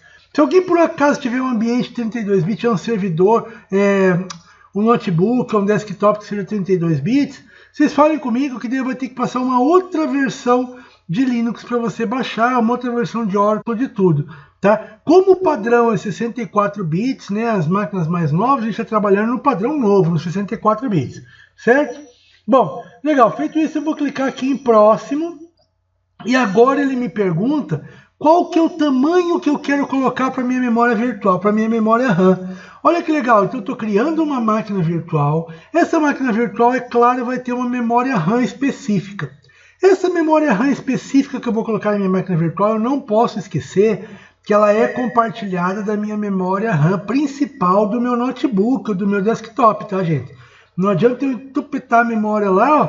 Podem ver que ele mostra aqui 6 GB. Eu coloco 6 GB, eu vou sentar o meu sistema operacional da minha máquina principal. Aprendam a ter uma ideia de um conceito bem interessante quando a gente trabalha com a virtualização nesse caso. Eu vou ter sempre a máquina virtual, que no nosso caso é uma máquina Linux que a gente está montando, e eu tenho a máquina chamada de hospedeiro, aonde hospedeiro é a máquina Windows na qual eu instalei o VirtualBox e que vai prover memória, processador e tal para as máquinas virtuais que eu for montar. Então eu nunca posso extrapolar a ponto de deixar a máquina hospedeira, o sistema operacional hospedeiro, sem uma quantidade boa de memória.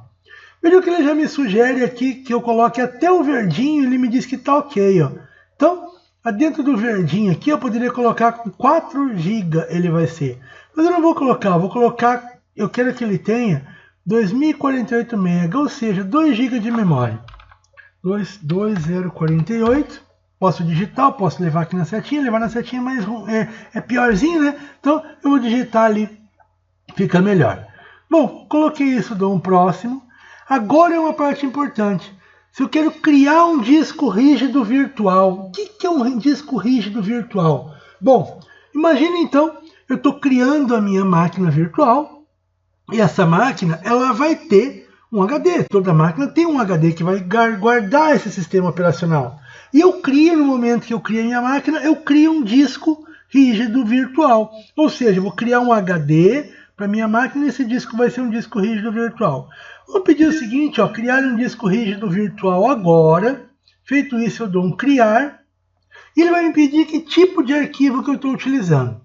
O padrão que eu vou utilizar aqui no nosso treinamento, eu vou utilizar esse VDI mesmo, VirtualBox Disk Made. Se por um acaso eu trabalhasse, quisesse criar o disco virtual para ele ser utilizado em outras ferramentas de virtualização, existem outras ferramentas de virtualização, eu poderia criar discos compatíveis com outra ferramenta. Não é o caso, a gente vai trabalhar com Virtual Disk Made mesmo, que é o padrão, é o VDI, que é o padrão do VirtualBox. Feito isso, dou um próximo. Agora a gente tem uma opção muito importante, dinamicamente alocado ou tamanho fixo. Quando eu crio um disco dinamicamente alocado, significa dizer o seguinte, eu vou colocar no próximo um tamanho que eu quero para esse disco. A hora que eu defino o tamanho específico para esse disco, se eu coloquei dinamicamente alocado, ele vai criar um tamanho bem pequenininho e daí vai crescendo à medida que for necessário até chegar naquele tamanho máximo. Se eu coloco tamanho fixo, no momento ele já vai lá e aloca para mim todo esse tamanho para o meu disco rígido específico. Eu prefiro para as máquinas virtuais que vou trabalhar em treinamento, enfim, colocar já um tamanho fixo específico para ela. Vamos colocar um tamanho específico para ela, o nome do disco pode ser o mesmo nome. Vamos colocar um tamanho específico para ela. Como a gente vai copiar lá arquivos de instalação, vamos colocar o nosso banco de dados. Eu imagino que 30 GB todo mundo deve ter. Então vamos colocar 30 GB aqui no meu, se por um acaso vocês não tiverem 30 GB, também pode colocar um pouco menos. Mas vamos tentar colocar pelo menos 30 GB cada um. Clicar em criar, aí ele vai fazer o seguinte, ele vai criar o disco fixo. Quando ele cria o disco fixo, ele demora um pouco mais do que se eu colocasse dinamicamente alocado. Qual que é a vantagem de um e a vantagem do outro? Bom, quando eu crio um disco dinamicamente alocado, como eu falei, ele vai crescendo à medida que é necessário. Só que quando eu crio um disco que eu coloquei já no tamanho total, ele já pega e coloca aquele valor específico do disco lá dentro. Ou seja, eu pedi 30 GB, ele vai me criar agora um arquivo de 30 GB que é referente àquele meu disco. Ele está criando no local aqui, ó, cuser, UFDBA, VirtualBox VMs, o nome da VM, o nome do disco.vdi. Ele vai criar um disco com 30 GB ali dentro, certo? Bom, se eu criasse somente um disquinho pequeno, ele ia criar também com um valor mínimo ali dentro. Qual que é a vantagem? Não ocupar muito espaço. Ou seja, a vantagem de se criar um disco dinamicamente alocado, né? É não ter muito espaço. Porém, a desvantagem é que algumas vezes, alguns processos que eu preciso gravar dados lá dentro, em algumas situações a VM não consegue expandir o disco a tempo e você vai receber a mensagem de falta de disco, que não conseguiu armazenar dentro do disco porque o espaço é pequeno. Então, para evitar falha nos exercícios, para evitar tudo isso, eu já coloco o disco fixo no tamanho específico, que é o tamanho de 30 GB. Porém, ele costuma demorar um pouquinho para gerar. Você pode ver aqui, ó, que ele está mostrando tempo restante de 18 minutos. Eu vou fazer o seguinte, eu vou dar uma pausa aqui, porque eu não acho bobeira a gente ficar parado no vídeo 19 minutos, 20 minutos parado no vídeo. Mas você, claro, no seu exercício vai ter que fazer, não vai ter como. Por isso que eu sempre falo que às vezes 1, 2 horas que você coloca em aula, às vezes com exercício vai demorar pelo menos 1 hora, 2 horas a mais, certo? Então eu vou dar uma pausa aqui, a hora que terminar eu volto com a explicação e com a continuação da explicação da gente ver ter uma ideia geral de como funciona a nossa VirtualBox, certo? Já estou voltando. Bom, gente, então, logo após terminado, vocês vão ver que vai aparecer aqui no cantinho, né, logo abaixo, no de vocês vai ser a primeira, aparecer projeto DBA, o nome que você colocou ali para sua máquina virtual. É claro que ela não tem ainda um sistema operacional instalado, a gente não colocou, não instalou, só criamos o ambiente aonde vai ser instalado o nosso sistema operacional. Legal? Bom, a próxima coisa que a gente vai fazer é alguma configuração dentro dela, algumas configurações, algumas coisas importantes que a gente tem que olhar na configuração para a gente conhecer a nossa máquina virtual antes da gente startar o processo de instalação de um sistema operacional nela, certo? Vamos clicar aqui na nossa máquina virtual, vamos ir lá em configurações. Dentro dessas configurações, alguns itens eu preciso trabalhar, eu preciso conhecer, né, para que eu possa realmente trabalhar com ele, para que eu possa realmente montar a minha máquina virtual. Primeiro item aqui, ó, tem ainda o nome, o tipo do sistema, se eu quisesse alterar, eu poderia alterar aqui ainda. Então, algumas coisas importantes, como a descrição, eu poderia colocar aqui, ó, máquina virtual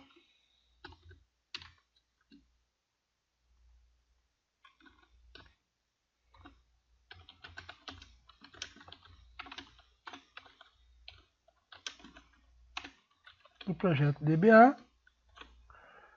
Então, só por curiosidade. Feito isso, poderia trabalhar com criptografia para criptografar meu ambiente virtual. Não é o caso, né? Mas só para a gente conhecer.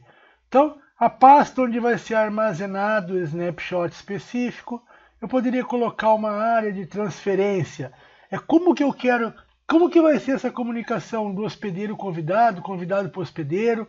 Então, eu poderia configurar uma área de transferência específica aqui e arrastar e soltar, que eu poderia clicar dentro de um e jogar para o outro, para copiar dados do hospedeiro para dentro da máquina virtual e vice-versa. Não vou fazer aqui nada por enquanto dessa configuração, vamos deixar uma outra forma, vai ser feito que eu possa trazer dados entre o hospedeiro e a minha máquina virtual, certo? Bom, próximo item, aqui em sistema tem um item bem interessante. Primeira coisa, placa-mãe, algumas configurações de placa-mãe. Você pode ver que tem a configuração de memória que eu coloquei. Eu ainda poderia alterar ela aqui, caso eu quisesse. Outro item muito interessante é a ordem de boot. O que é o boot? Toda vez que eu vou iniciar o meu sistema operacional, é o boot que está sendo dado, né? Então aquele processo de boot, o processo de carga inicial do meu sistema operacional, qual é a ordem que ele vai fazer essa carga? Primeiro ele vai pegar de um disquete, depois de um disco óptico que ele diz aqui, esse segundo item, que é o óptico, é o CD, né? Vamos dizer se fosse um CD de instalação. Depois o disco rígido e por último da rede. O disquete a gente não vai utilizar. Vamos modificar a ordem, vamos mandar o disquete, desmarcar o disquete e mandar o disquete lá para baixo. Ó. Eu seleciono ele e clico na setinha para baixo, vocês vão ver que ele vai jogar ele lá para o último item. Não vou utilizar um disquete, né? Não temos mais disquete hoje em dia. Então, o único item que eu tenho que fazer aqui é alterar essa sequência e colocar que seja primeiro de um CD, que a gente vai emular um CD, né, emular um CD de instalação, que foi aquele CD que eu pedi para vocês baixarem do Oracle. Depois ele vai pegar o disco rígido e rede, se fosse o caso, mas também não é o nosso caso aqui. Outro item que eu posso alterar é a questão de processadores. Quantos processadores tem no meu ambiente aqui? Ó? Eu poderia colocar 1, 2 processadores, até 4, que é o total, né, que tem na minha máquina que eu estou utilizando aqui. Então, vou deixar com um processador mesmo, não tem necessidade de alterar isso. Vou passar para o próximo item, que é o monitor. Eu poderia colocar a quantidade de memória de vídeo que eu quero, quantidade de monitores a serem utilizados. Também não vou precisar mexer nada nele aqui. Outro item importante é o armazenamento. Esse cara sim é importante. Bom, veja aqui comigo que eu tenho aqui uma controladora IDE que está vazia. Você pode ver que essa controladora IDE está aqui vazio. Vazio significa o seguinte, eu não tenho disco nenhum colocado na minha controladora. Eu vou ter que dizer que eu tenho um disco colocado na minha controladora agora. Que disco? Lembra aqui atrás, quando eu pedi para que ele fizesse o boot pelo disco óptico?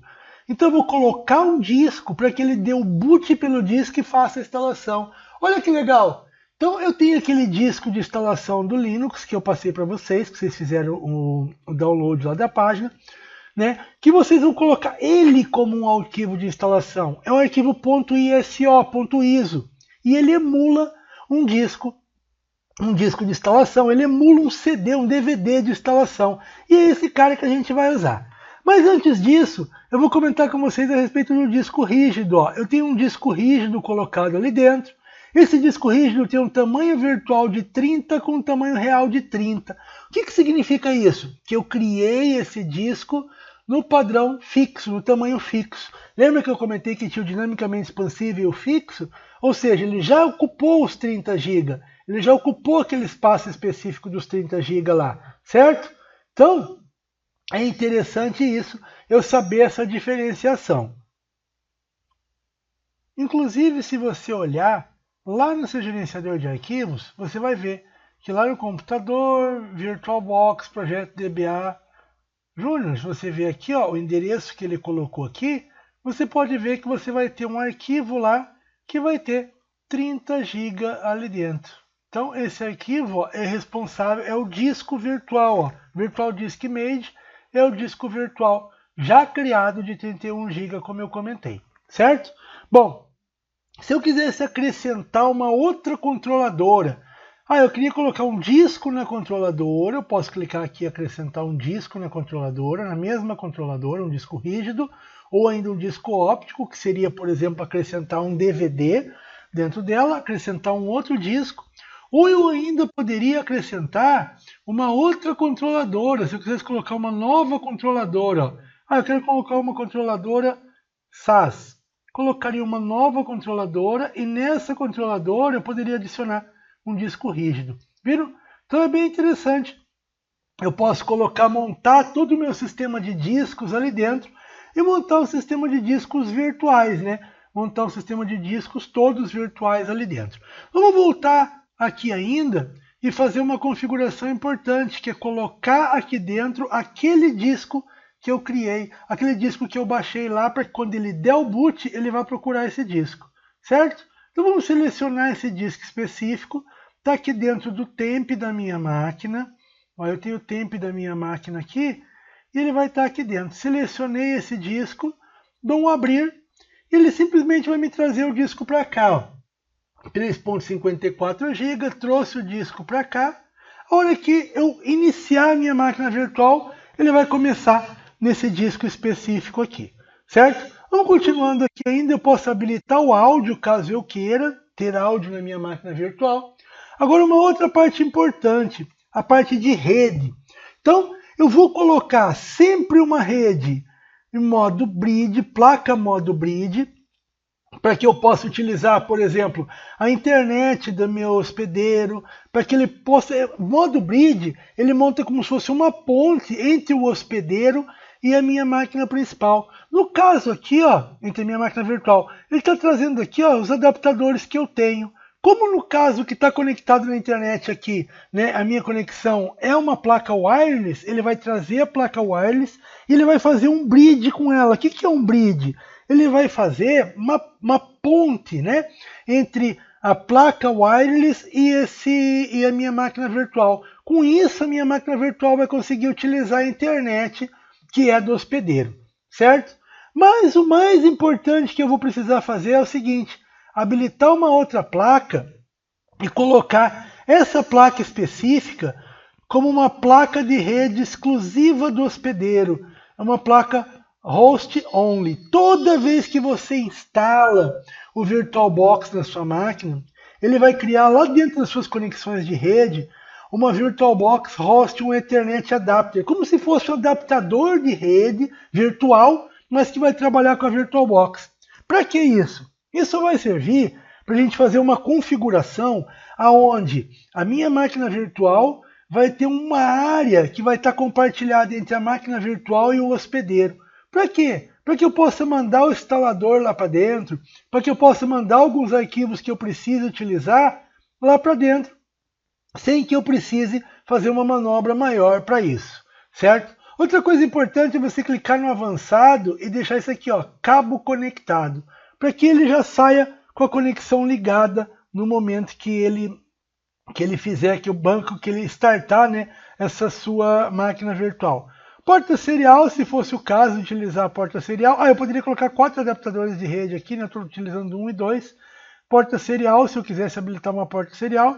Porta USB, para que ele tenha acesso ao USB do hospedeiro.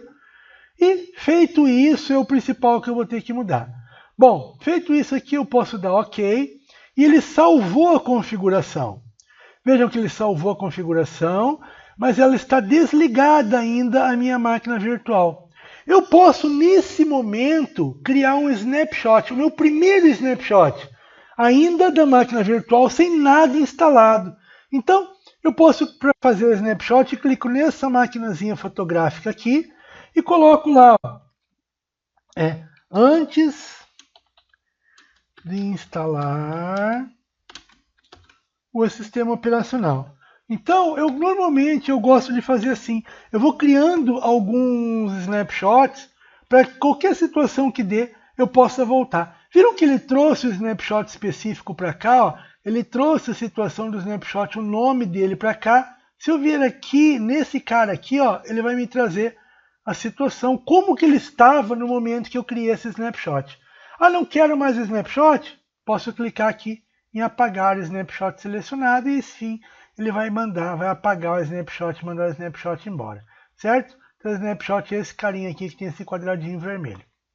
Bom, outra coisa muito interessante, vamos ver alguns itens importantes que eu tenho aqui dentro também. Eu posso ainda importar, quando ele coloca importar appliance, o que é importar appliance ou exportar appliance? Imagine que eu tenho essa máquina virtual e eu quero trocar o meu notebook. Eu quero passar o meu notebook para uma outra máquina, eu quero instalar esse mesmo ambiente meu em uma outra máquina. Como que eu faço? Eu posso exportar o appliance, pego o arquivo que ele gera, quando eu instalo o VirtualBox sem nada na outra, eu vou lá e importar. Ele importa todo o ambiente virtual como ele tem ali. É muito legal isso para eu movimentar ambientes de um local para o outro, certo? É muito show de bola mesmo essa informação. Outra coisa legal eu tenho aqui, ó, o gerenciador de mídias virtuais. O gerenciador de mídias virtuais é um cara muito legal, que ele vai me fazer o seguinte, ele me diz todos os discos que eu tenho dentro da minha VM, independente de qual das VMs que ele está utilizando. Dentro da minha VirtualBox, independente de qual VM que ele está utilizando, ele vai trazer essa informação. Então, eu tenho ali, ó, de um template específico, eu tenho de um Oracle Linux, ó, eu tenho do nosso aqui, ó, de 30 GB com o tamanho real de 30 GB. Veja os discos que são dinamicamente expansíveis. Ele tem lá, ó, o tamanho de 30 GB, só que ele só está com o tamanho real de 7 GB. Tá vendo? Então ele tem essa diferença, ele tem essa diferenciação ali, e é algo interessante da gente analisar isso aqui também. Eu posso pegar e modificar algum disco, eu tenho o disco óptico, que foi aquele que eu acabei de colocar lá. Ó. Ele está dentro, conectado a máquina virtual, projeto DBA. Antes de instalar a SO, está lá. Quem que é essa antes de instalar a SO? Ele está ligado a essa máquina nesse snapshot. Viu que interessante? Ele faz todo um amarrado da situação. Outra coisa que eu acho muito show de bola, muito legal, é esse cara aqui, ó, é criar um clone. O que é um clone de uma máquina virtual? Como que eu normalmente uso o clone de uma máquina virtual? Bom, quando você vai instalar um sistema operacional para colocar o banco de dados, você tem que fazer uma série de configurações iniciais nesse sistema operacional. Conferir, fazer uma série de configurações. É legal, depois que você instalou o sistema operacional, fez essa configuração, você cria um clone e faz o que eu chamo de template. Está vendo aqui que eu tenho um template aqui em cima? Qual que é a ideia do template? Toda vez que eu precisar de um sistema operacional para instalar Oracle, eu simplesmente vou utilizar aquele template e clono o template para que ele possa, na verdade, ser utilizado para outros processos. E eu mantenho ele lá como um exemplo, como um modelo, né? Então, o template é muito útil e ele pode realmente ser usado para facilitar a nossa vida. O próximo passo que a gente vai fazer é a instalação do sistema operacional. O sistema no qual a gente vai colocar o nosso Oracle, né? O sistema que a gente vai utilizar é o Oracle Linux. Em cima dele vamos instalar o nosso Oracle. Então, vamos proceder à instalação. Primeiro, só relembrando, para que eu faça isso, eu tenho que ter o instalador, que é o arquivo .iso, que a gente tem, né? Foi aquele arquivo que vocês baixaram lá do site, que vocês pegaram e que vamos utilizar ele agora. Vamos utilizar porque nas configurações, aqui na parte de armazenamento, ó, dissemos que ele vai ser o nosso drive de CD, né? Vamos dizer assim, da onde vai ser feito o boot. Feito isso, damos o iniciar e vamos aguardar para que ele faça, para que ele mostre o processo inicial de instalação. Abriu a primeira tela do Oracle VirtualBox e ele vai me dizer o seguinte: para fazer a instalação ou upgrade em modo gráfico, dá Enter, em modo texto, escreve Linux Test e dá Enter. Eu vou dar Enter para que ele faça em modo gráfico, por quê? Porque não é o foco do nosso curso a instalação do Linux. Então o Linux ele é só um objeto, né? Ele é assim, a plataforma que a gente vai colocar. Vamos configurar ele sim, mas a plataforma ele vai ser simplesmente uma plataforma. Então a instalação toda que a gente vai fazer vai ser em modo gráfico. Eu posso inclusive até futuramente fazer um post se alguém tiver interesse, como fazer essa instalação em modo texto. Também pode ser feito. Mas aqui, para que fique mais didático, como é um curso DBA Júnior, né? Então parte do princípio que muitos talvez não tenham conhecimento. Então, como eu sempre falo, que a gente vai nivelar para que todos cheguem no final com o mesmo conhecimento e que ninguém fique para trás, certo? Bom, primeira coisa que ele me pergunta aqui, ó, foi desejo fazer um teste do CD antes da instalação. Para eu pular de uma tecla para outra, eu utilizo a tecla Tab do meu teclado. Eu não quero que ele faça o teste do CD, não precisa. Então eu clico lá em Skip, dou Enter, e ele vai passar para os processos seguintes. Então, nesse momento, ele vai iniciar, né, o processo de instalação. Você pode ver que ele vai abrir uma tela gráfica, ó, já apareceu um xizinho ali. E essa tela, você vai ver que eu tenho um mouse branco, que eu estou mexendo aqui, e tem um mousezinho preto ali dentro, uma tela preta do mouse. Se eu clicar em cima da tela, você vai ver que vai começar a mexer a teclinha preta do mouse. Se eu quiser sair, eu pressiono o teclado de vocês, tem dois Shift. O Shift da esquerda e o Shift da direita. Pressiono o Shift da direita e aparece o nosso novo mouse e com ele eu posso trabalhar normalmente. É importante eu saber isso porque eu altero do hospedeiro para a máquina virtual, clicando dentro da máquina virtual, e se eu clicar novamente no Shift da direita, ele vai me voltar para a máquina principal, né? Vai voltar para o hospedeiro. Bom, então eu vou clicar aqui dentro e vocês vão ver que ele vai ter um Next. Vou clicar no Next. Ele vai me perguntar qual que é o idioma que eu quero utilizar. Bom, o idioma é em inglês. Não vamos instalar sistema operacional nem banco de dados em português. Acostume-se a isso. Não vai ser feito dessa forma. É sempre em inglês, certo? Bom, aqui o tipo de teclado. O padrão que eu utilizo, meu notebook é um notebook nacional, normal, né? Então, nacional que eu quero dizer é que tem cedilha, que tem acentuação. Basicamente, que tem o cedilha. É o Brazilian ABNT. Para que eu não tenha problema de teclados depois, dou um Next.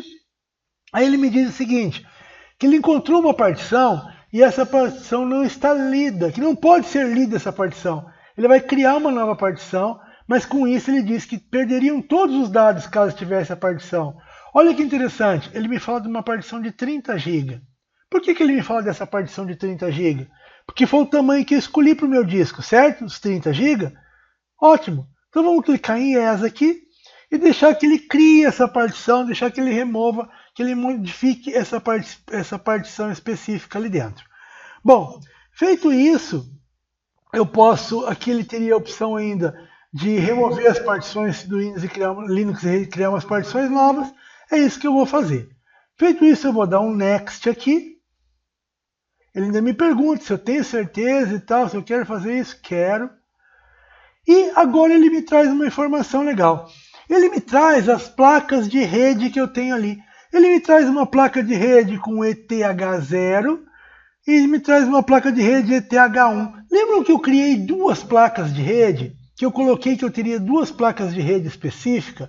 Então, dessas placas de rede, ele vai me trazer as informações a respeito de como ele vai acessar essas placas. Se ele vai achar essa placa automaticamente, se ele vai encontrar o endereço IP automático, mas eu tenho ali as duas placas que eu escolhi. Uma que pegava do hospedeiro e a outra que compartilhava a internet. Lembram disso? Por enquanto não vamos mexer nisso aqui, tá? Vamos seguir adiante e a gente vai trabalhar, vai passar adiante. Mais lá na frente a gente vai fazer essa configuração específica.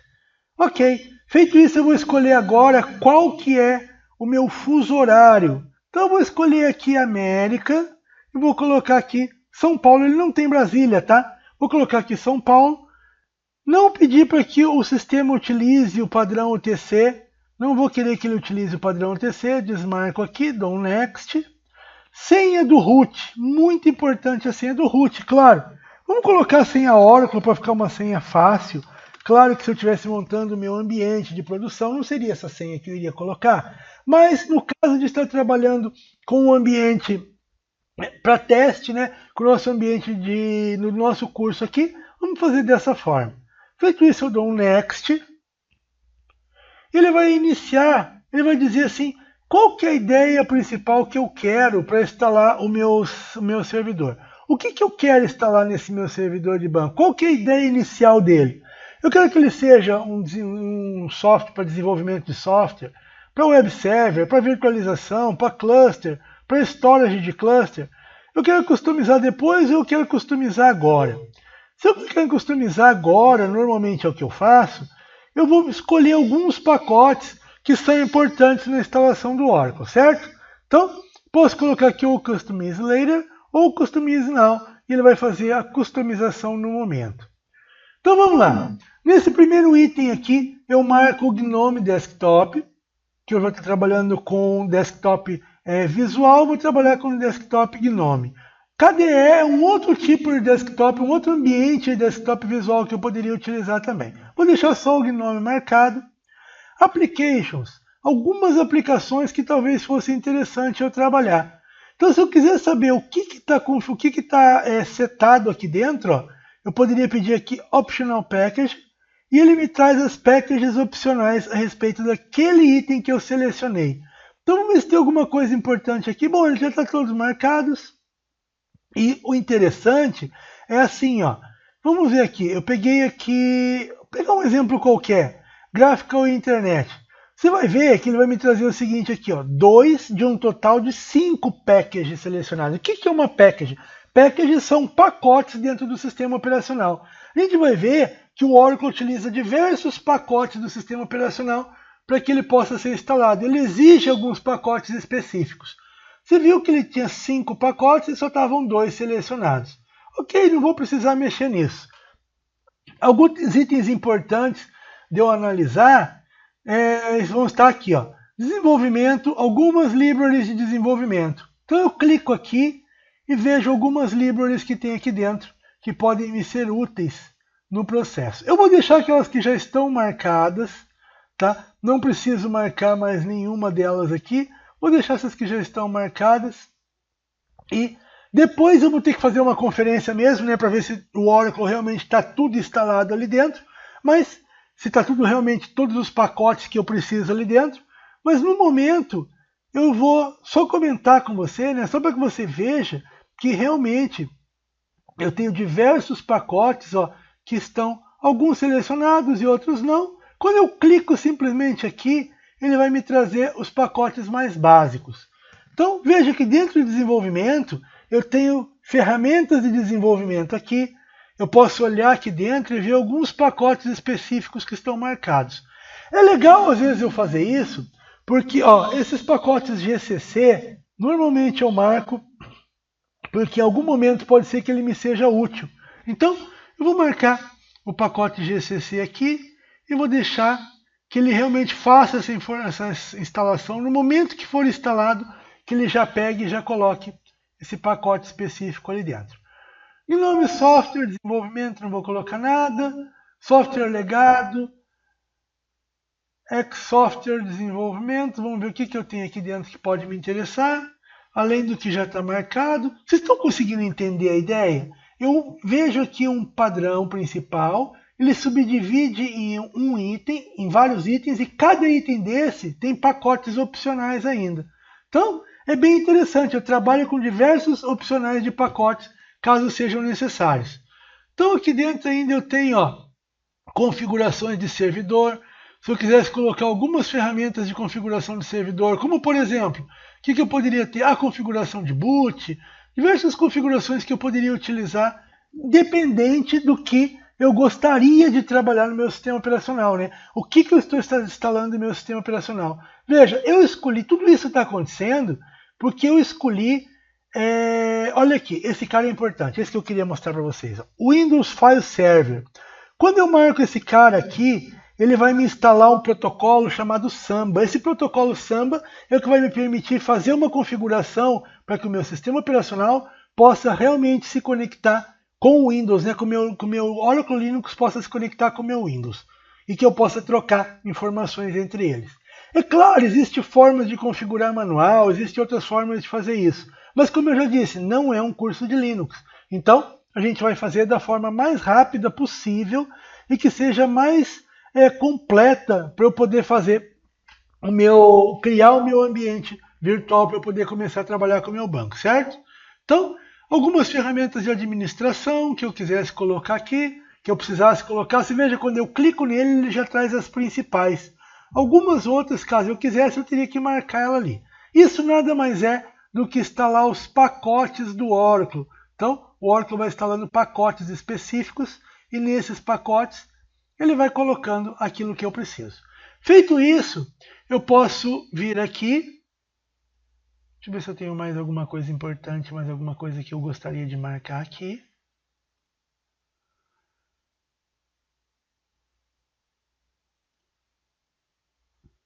Não é um servidor de rede, não tem necessidade.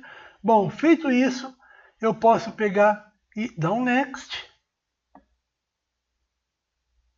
E ele vai fazer o seguinte, ele checa dependências e depois disso ele vai pegar e vai fazer a instalação, vai prosseguir a instalação do nosso sistema operacional.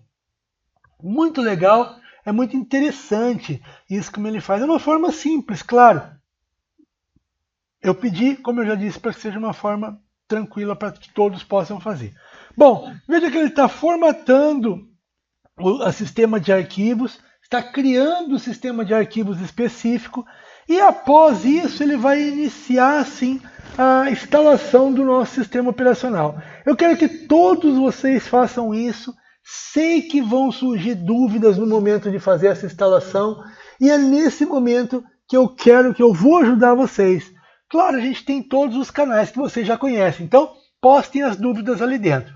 Eu sei que para alguns a instalação do sistema operacional talvez vai ser tranquilo, outros vai parecer uma coisa muito complicada. Por isso que, mais uma vez falando, né, eu fiz essa instalação em modo gráfico para facilitar para todo mundo, certo? Bom, gente, então aqui nesse momento a gente vai esperar que ele dê andamento no processo. Ó. Ele vai startar o processo, ele diz que pode demorar vários minutos, realmente ele demora um tempo sim a instalação. E eu vou continuar guiando com vocês aqui até o momento, claro, que ele entra naquela instalação que não é nem o Next Finish, é a hora que fica só aguardando o Finish. Perfeito? Então, vamos continuar olhando aqui, vamos continuar analisando e vamos ver como que ele vai proceder nesse processo todo de instalação.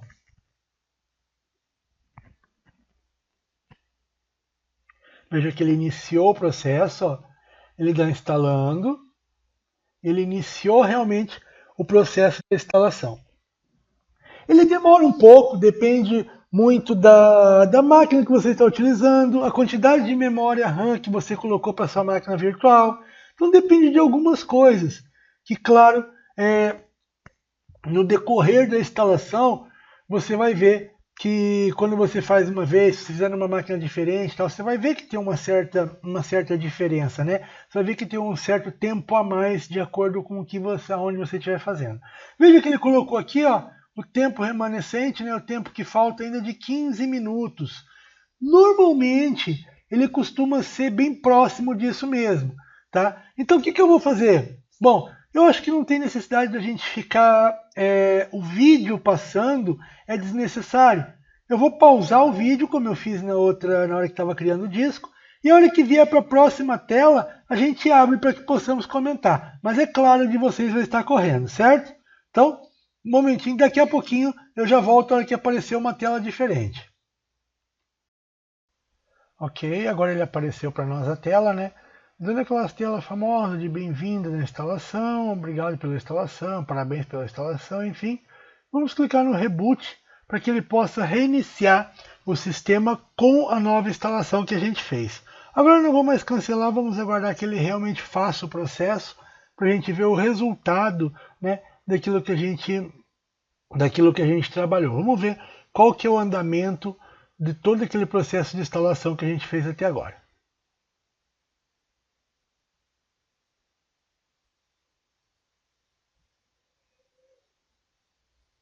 Ele é um pouquinho demorado, porque o start do próprio sistema operacional, né, do próprio sistema de servidor, ele realmente é um pouco lento. Então, está dentro da ideia, vamos só esperar o resultado para a gente ver como que ele vai proceder.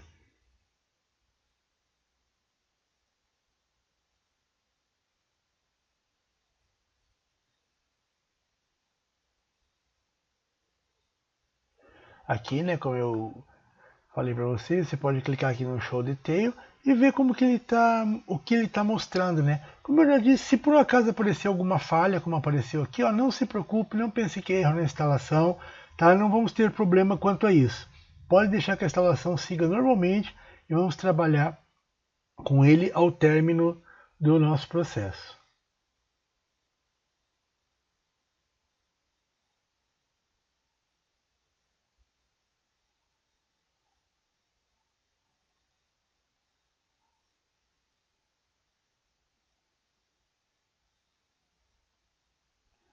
Ok, a tela de bem-vindo, né, famosa, ele vai concluir a instalação. Aceito a licença, né? A gente acaba não tendo muita escolha, temos que aceitar a licença. Na nossa instalação que vamos fazer, não vamos nos preocupar muito com a questão de segurança, habilitar Fire, habilitar Linux, não, vamos deixar tudo desabilitado para que não atrapalhe as nossas instalações. No ambiente de produção, aí sim, teríamos que sentar junto com o administrador do sistema operacional e ver qual que é a melhor forma da gente trabalhar, né, da gente fazer essa configuração. Criando o usuário, não vamos criar o usuário agora, vamos criar o usuário posteriormente, então não se preocupe com a criação de usuário. O usuário vai ser criado no momento oportuno, no momento específico. Bom, testar uma placa de áudio não é necessário, porque para nós não vai importar muito a questão de áudio, se tem áudio ou não. Se tiver algum CD adicional, se eu tivesse algum outro pacote, alguma coisa, eu poderia selecionar ele aqui e fazer parte da instalação, do término da instalação. Depois disso, ele diz que o sistema deverá fazer um reboot para garantir que aquelas alterações todas que eu fiz tenham efeito. Mais uma vez, então, ele vai fazer o reboot do sistema, eu posso dar OK e aguardar que ele conclua o processo.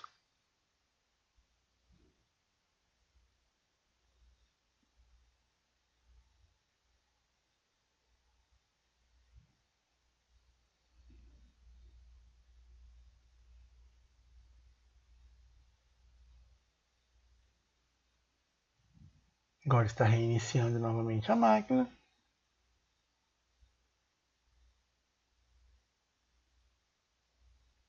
E ao término disso, a gente vai ver o resultado, né, do que a gente fez. Ou seja, o sistema operacional instalado e pronto para a gente continuar com as nossas aulas, para a gente continuar com a instalação do nosso Oracle, né, do nosso banco de dados, da forma como programamos o nosso treinamento. Mais uma vez eu comento com vocês, caso tenha alguma dúvida, caso tenha tido algum problema nessa instalação, por favor, comente no grupo, comente lá no WhatsApp, que com certeza eu vou ajudar você. Não deixe a dúvida ficar, porque ela acumula de uma aula para outra, e não deixe de fazer o exercício também, porque como você vai poder perceber, um exercício está ligado ao outro. Ou seja, se você não fizer o exercício anterior, você não vai conseguir fazer o exercício novo. Legal? Então eu já faço justamente isso para que tenhamos uma sequência nos nossos trabalhos. Aqui mais uma vez, como eu comentei, se por um acaso tiver algum problema, alguma falha, não se preocupe com ela no momento que ele está fazendo o restart. Se for alguma coisa que a gente tenha que trabalhar, futuramente a gente vai acertar ela, não se preocupe.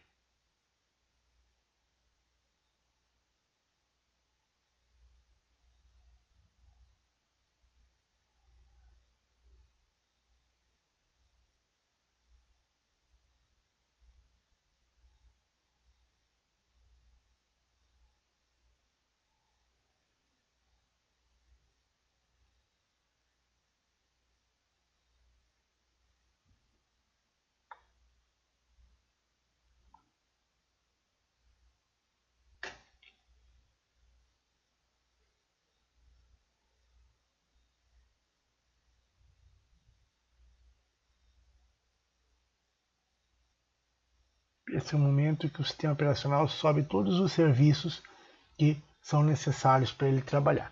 Veja que agora ele apareceu com a tela de login.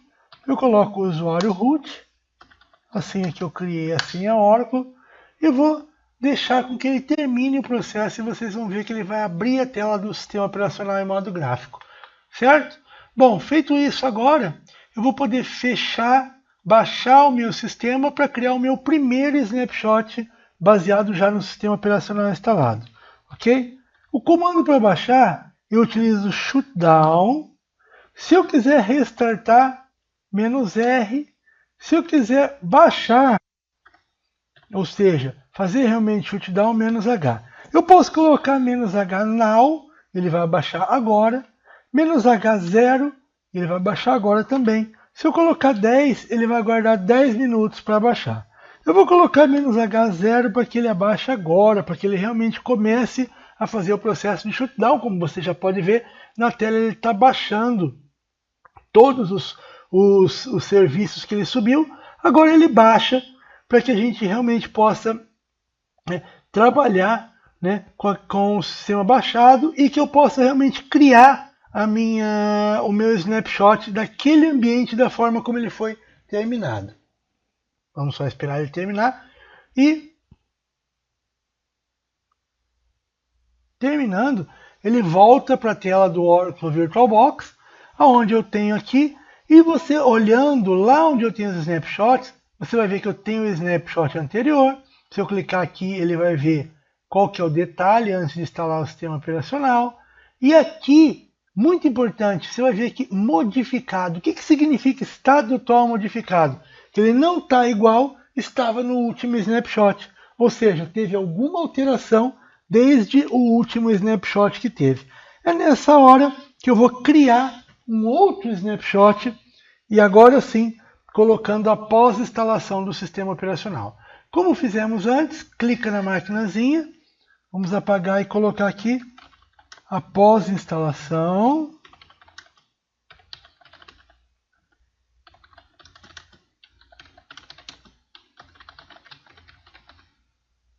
Certo?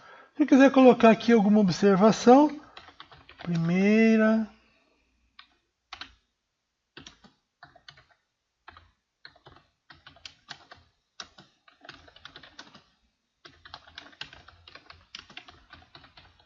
primeiro snapshot do sistema operacional Linux. Ou seja, primeiro snapshot depois que eu instalei o sistema operacional Linux. E olha que interessante, agora ele cria um novo snapshot e coloca estado atual não modificado. Ah, se eu quisesse voltar lá e refazer a instalação do Linux, eu podia fazer? Só clicar no snapshot aqui e clicar aqui no botãozinho que diz restaure o snapshot selecionado para a máquina virtual. Então, olha que interessante, ele ia restaurar para a situação como está antes. Ah, mas depois eu quero voltar de novo para o Linux como está, deu algum erro. Posso voltar para cá e restaurar a máquina virtual. É perfeito isso. Eu consigo caminhar no tempo trabalhando com as minhas máquinas virtuais. Trabalhando com isso eu consigo ter realmente essa visão, eu consigo trabalhar 100% os meus exercícios. Espero que vocês tenham gostado dessa aula. Eu acho ela muito interessante. Embora pareça para uns uma coisa muito simples, mas é interessante que prestem atenção na parte teórica, que se tiverem alguma dúvida, voltem, assistam mais de uma vez e principalmente que os exercícios sejam feitos exatamente como foi colocado aqui. Porque tudo é uma sequência e vai depender realmente um do outro, como eu já falei, certo? Bom, espero você na próxima aula, onde a gente vai realmente iniciar, vai startar o processo de instalação do sistema operacional. Vamos preparar o sistema do banco de dados. Vamos preparar o nosso sistema operacional para que ele possa receber o banco de dados e vamos realmente fazer essa instalação do banco de dados, certo? Então, é um processo, é uma sequência muito interessante.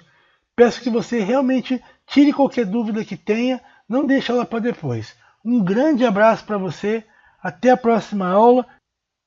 E não esqueça de ver a dica da prova de hoje.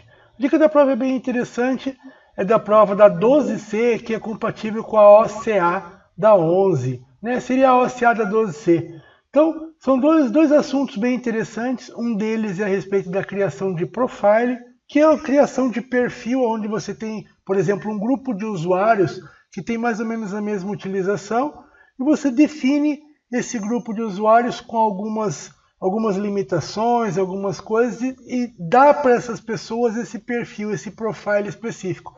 E com isso ela passa a ter essas limitações, esses itens aí. Então, uma das questões fala sobre profile, sobre perfil, e a outra questão, ela vai falar a respeito da influência do otimizador. O otimizador é o cara que decide qual que é o plano de execução. O que é um plano de execução? Eu já comentei lá na primeira aula. Quando entra um determinado select no banco, o otimizador analisa e vê como que ele vai recuperar esses dados e trazer esses dados na tela para a gente.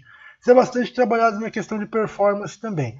Então são duas questões, essas duas questões estão com as respostas, né? E é interessante você realmente olhar, você realmente dar uma acompanhada, isso pode te ajudar muito se você pretende fazer a prova de certificação. Um grande abraço, até a próxima e foco na meta.